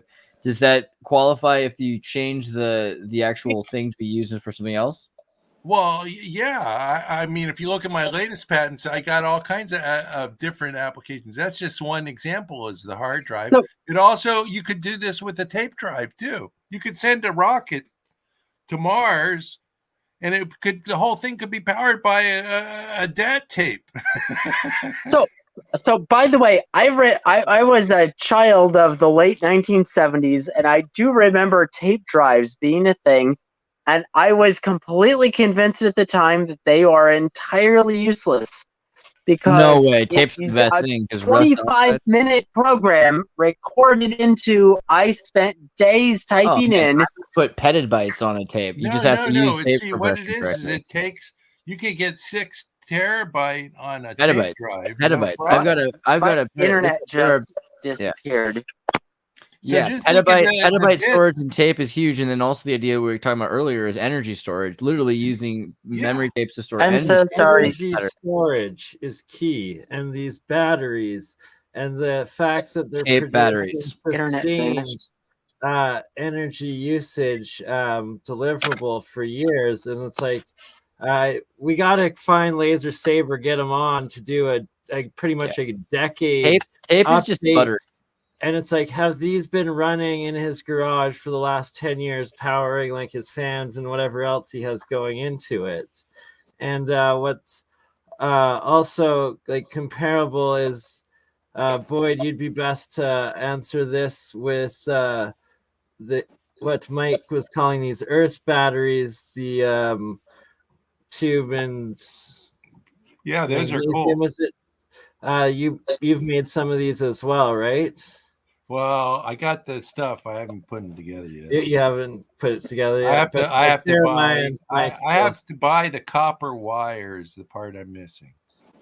Oh, And I asked the last time you had one, what's the gauge of the wire, the solid core copper wire that you stick in the end there? It looks like it's maybe 14 gauge. No, that see the on the right there, that wire. How I'll have to ask Mike or Jeremiah what they used on theirs and the amount that they were like getting off of it. But it's like applying these similar systems towards combining the ideas into the technologies and mixing them is the next steps, right? Like, right. And well, I saw Mike Faraday. He had this the most recent video that he posted. He had a spinning disc in it, and the end machine. The end machine, yeah, absolutely. That's a great one. And He's, so what I'm looking for is, so part of my patent is I have this design for basically hooking the disc to generate power to a battery and supercapacitors. I want to create it so that it'll run itself, essentially. After it's fully charged up, it'll keep itself running. So you basically, this is what I want to do, is build it in like a desktop computer where you just add in the cap, the super caps and the batteries into the computer and make it so it's a self-sustained unit. So you can run your computer pretty much forever, just as long as it's on. And if you turn it off, when you turn it on, it uses a super cap to start it back up. Right, exactly what you're saying. And Gerald also, if you know Gerald with the hover coils and his alternator systems and how he connects them back up to the motors and is getting essentially 3 to 4 times over unity with the system by like adding 3 belts back onto one motor, and it only takes one of the alternators to like recharge the battery. So then you have 2 more alternators still being powered by this unit that you're now getting extra energy off of. Right, so there's lots of these ingenious designs that actually work and are able to make the efficiency of the units more just like exponentially less. And so but we're not going to have the change of human consciousness by having, even 1,000 guys making these in their garages. I mean, there's there already are thousands, I guarantee you, Nancy.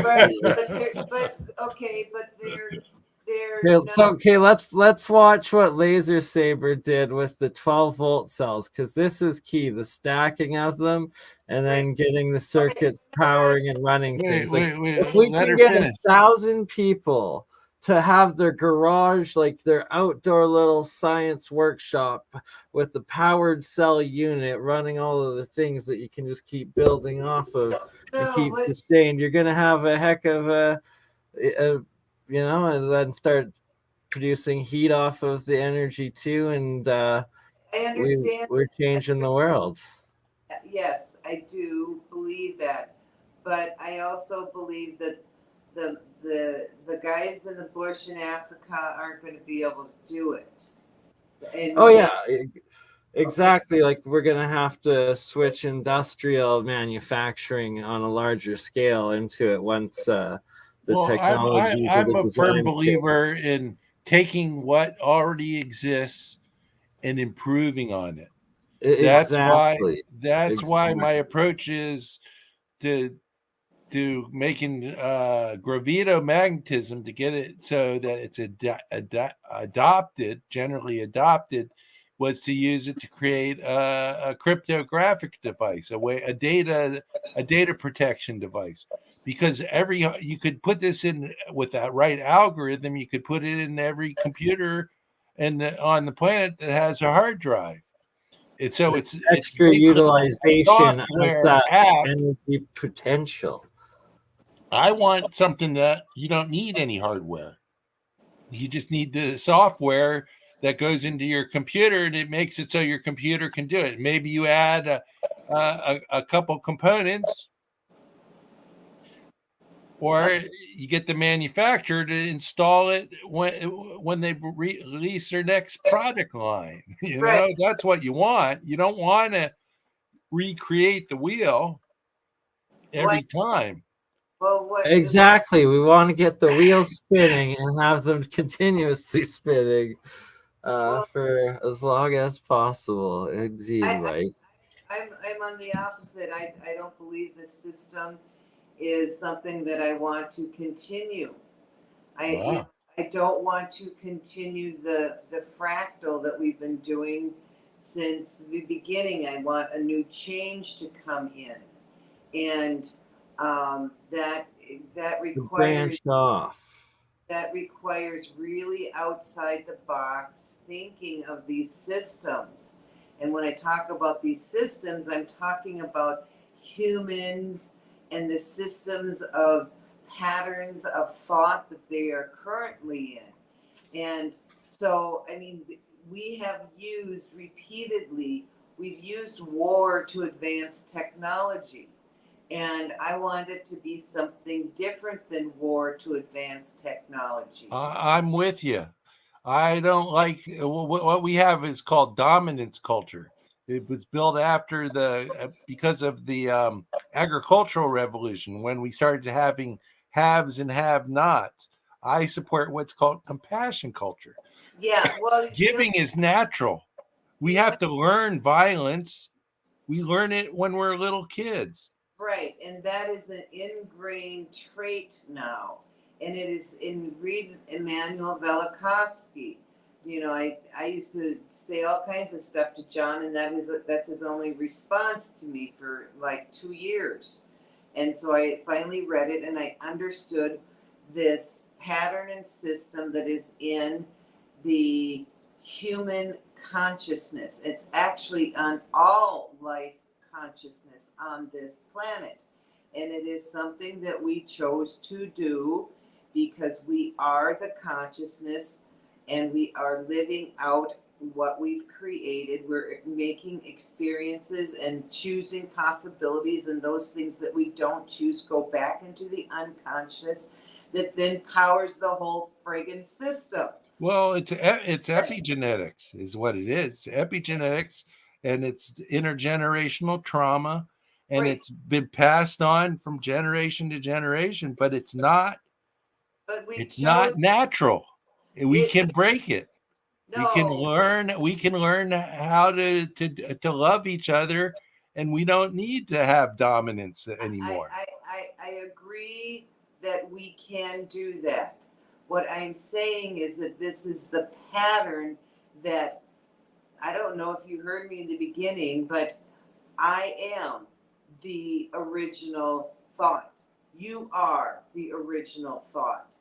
We are just playing it out and we decided to have individual consciousnesses to appear in these particular forms in our creation, and we just and the same as a tree has consciousness, same as the hydrogen atom has consciousness. It is all one consciousness. That's right. Doing this, and you and me are the same life. We're all the same life, and and my hypothesis is that when we're asleep, we're awake, and when we're awake, we're asleep. No, when we are asleep, we're unconscious, and when we're unconscious, we there's a feedback loop of all the possibilities of things that we did not do that went into the unconscious, which is the potential, which is the 0 point, and we can just come back in this fucking shit and do it over and over again, or we can say maybe this is the time that we change the system. We become the penis. We become the Y. We become the difference that changes the fractal into different patterns. And you can say, yeah, you can do that by loving the next person next to you, but you don't even know what the word means. You have no idea what it actually means to love, and what there are so many different versions of love. And so we first have to remember,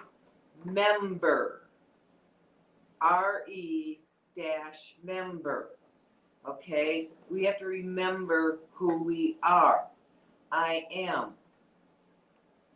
And then if we don't, we just keep get to try it over and over again. Well, yeah, and that's the whole concept of don't fuck with someone if you don't want to be fucked with. That's the golden rule. That is it. That is everything. That is the governance of consciousness. That is what we were told. And if that is what is the expression of love, is the respect for someone else's choices, because we decided that we would have individuals making individual choices in this system, and they would not remember who they are. So they could go off and fucking do evil shit, they could do good shit, they could do whatever they want to do. And that's the choice that we made, to have that system, okay? And I'm just wondering if I know we can, but what do we change it to? Okay? If everybody is having a nice time and all their needs are met, and nobody's hungry, and everybody's got the stuff they want, who's going to go to work and who's going to come and pump my septic tank? That's a really shitty job, literally. And person only does it because they're in need, because they have a lack. And so they go to work to get some money, and they'll take my shit and pump it because they need the money. Okay, now what happens to our system when we don't have that? Yep. What happens when the people that we perceive as evil, that they just like to go steal shit, and they can get their anti-grav vehicle and their unlimited energy, and nobody's there to stop them because they're all smoking and toking and having a good time. Well, you got to know yourself. No, we are the change. Do you understand that? We have the ability to make massive change in this system, and we have to look at the possibilities of what that change will do, and we have to be responsible to that information. And so putting out, all these types of systems that have free energy, and you bring it to the masses, and that's wonderful. They don't have to deal with having to pay an electric bill anymore, but they can also use it for things that can be destructive. And you can say, well, nobody's going to use this. Of course they are. They've already used John's technology for destructive things. So it's weird. It just started pouring rain here. Yeah, it's raining so pretty crazy here. Well, we got rain here. So when we look at this, first, people are not going to go build a table if they can just go buy one like I did for $5 over at the Goodwill. So if somebody can get their electricity paid for, and okay, but they just work a little bit longer, and then they have to pay a bigger electric bill, and they're not going to. This laser saber, is he running his whole entire house off of his power cells? Or does he just have different little things in his garage that he's doing? Well, this is amazing. We did some really good stuff here. I know we're like almost 4 hours deep, so I think we should probably do anything else a second. We'll have to put this into a series of stuff for the real science series. Michael, I love all the stuff that you're bringing. I want to get you back to talk about more of this stuff soon. And John and Nancy, it'd be so great if we could just continue this on an additional episode, if you guys want. Yeah, like we'll do something like every couple of weekends where it'll be the progress and the making of the batteries. I'd like a promise that the next time we do it, it's like we'll all have the tartar, the cream of tartar, and all of the ingredients ready to go. I don't plan very much. I'm not very good at planning. Don't you worry about it, Michael. I'll hit you up. I'm spontaneous, dude. I like spontaneous harmonization. You're from my neck of the woods. We'll make it work. And I'll hit you up because there's some things I want to talk about, and you've got some great presentations. There's a lot of stuff that you can go into, so we'll make it happen. But I definitely want to say thank you guys, because for so many people who've never met either one of you or all of you, this was a great introduction to a lot of these things that they kind of heard in the back of their mind: gravity or electricity or love or I am. I'd say kindred spirits. Yeah. Well, we're the same consciousness. Right. All a fractal of the same human. Yeah, we're all the same life. Right. When you realize that we're all the same person, boy, compassion comes easy then, doesn't it? But we're just experiencing it in different things. In a tree, in a human, as a cat, as a bird. We're having this experience, and we can have this experience and make it nicer for everybody. Right. I think, if we just understand what we're doing, what we're actually doing here. It's the power of intention, something like that. I think is what it is. Yeah. I'm gonna say I don't have the Bernie. If you want to play an outro, but also guys, we have your descriptions. We have your description and the links below. Check out the links for. I put my Twitter address. Somebody was asking where they can find me. Oh, I only have you on. I'm gonna get you on Twitter. That's great. Yeah. Yeah. Okay, guys, check out these links and figure out where you can get all of this information. Like and subscribe to both John and Nancy's channel, and get all of Michael's research. I mean, I'm stoked you have a Twitter now. That's great. Great. Thanks for having me, guys. Yeah, well, definitely, Michael will set something up again very soon. Yeah, always a pleasure. It's awesome that you're here. Thanks for sharing your technology. Hi to Dr. Puda. Wishing you guys all well. Take care. We love you, John. We love you, Nancy. Absolutely. Much love. So right now I'm just showing off Nancy's YouTube, and then I'm gonna I posted it in the live chat, and then gonna show John's channel as well for everyone out there. Make sure that these legends reach 1,000 subscribers. Let's overcome the YouTube censorship bots. Let's get them out there. Let's make this happen. And also, we will be, if you did not take the notes, lots of us have been, and we need to have the anybody who took notes, feel free to comment the timestamps in here. We'll pin your comments of the timestamps to the top. And what we're hoping to do is eventually start cutting these up into like short clips so that you guys can get like a 10-minute here and there chapter of the thing, because there's a lot of stuff that goes in 4 hours. We just covered basically a semester's worth of chemistry. So referral salts, saltpeters, cream of tartar, plus calcium carbonate. And and if you guys know Ken Wheeler, you go ahead and you tell him he's invited. Hypothesis, great individual, and we'll invite him on. See, we're good. Exactly. Trying to talk to Uncle Kenny, get Uncle Kenny the tattooed monkey on here and have a toroid of a time. I emailed him links of the Year of the Coil series, which we shall continue, and get your battery materials ready and your previously made batteries to all of you out there that have already made the Hutchinson crystal batteries ready for the next episode. Yeah.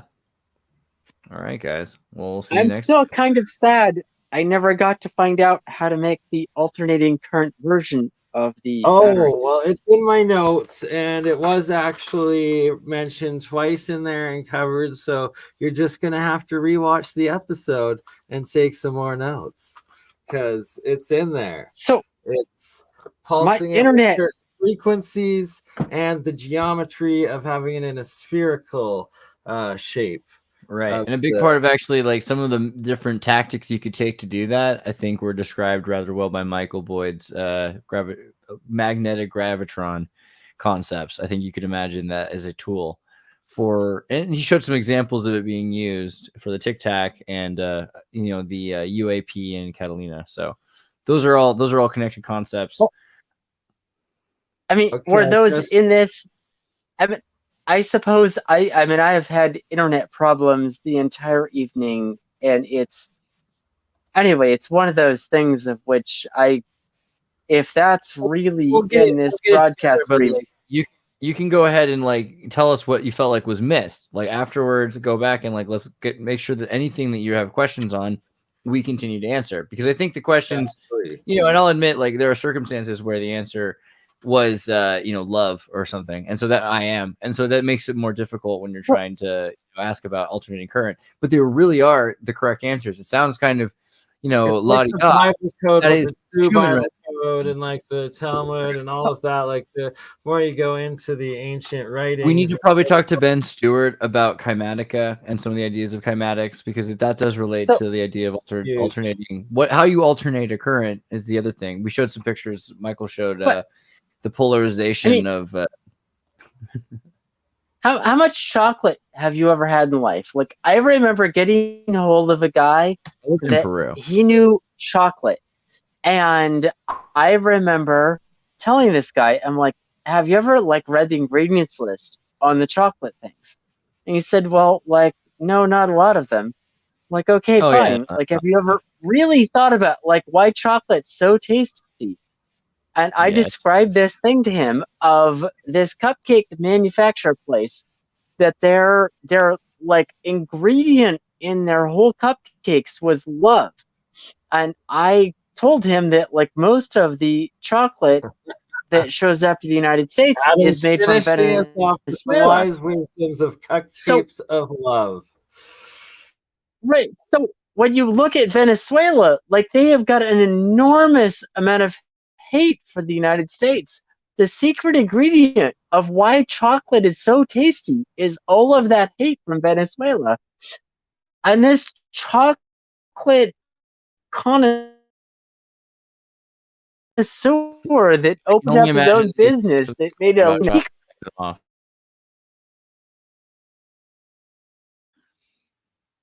So whatever you were saying about chocolate, it didn't seem like it was that important, but all of a sudden they cut you off, and so therefore clearly it must have been hugely funny part. But yeah, okay, hundreds of thousands of dollars to open a. Adam, one of these days, you and me will have some cacao. You'll see what's really good about chocolate. Hate or anything for the end. It's all love.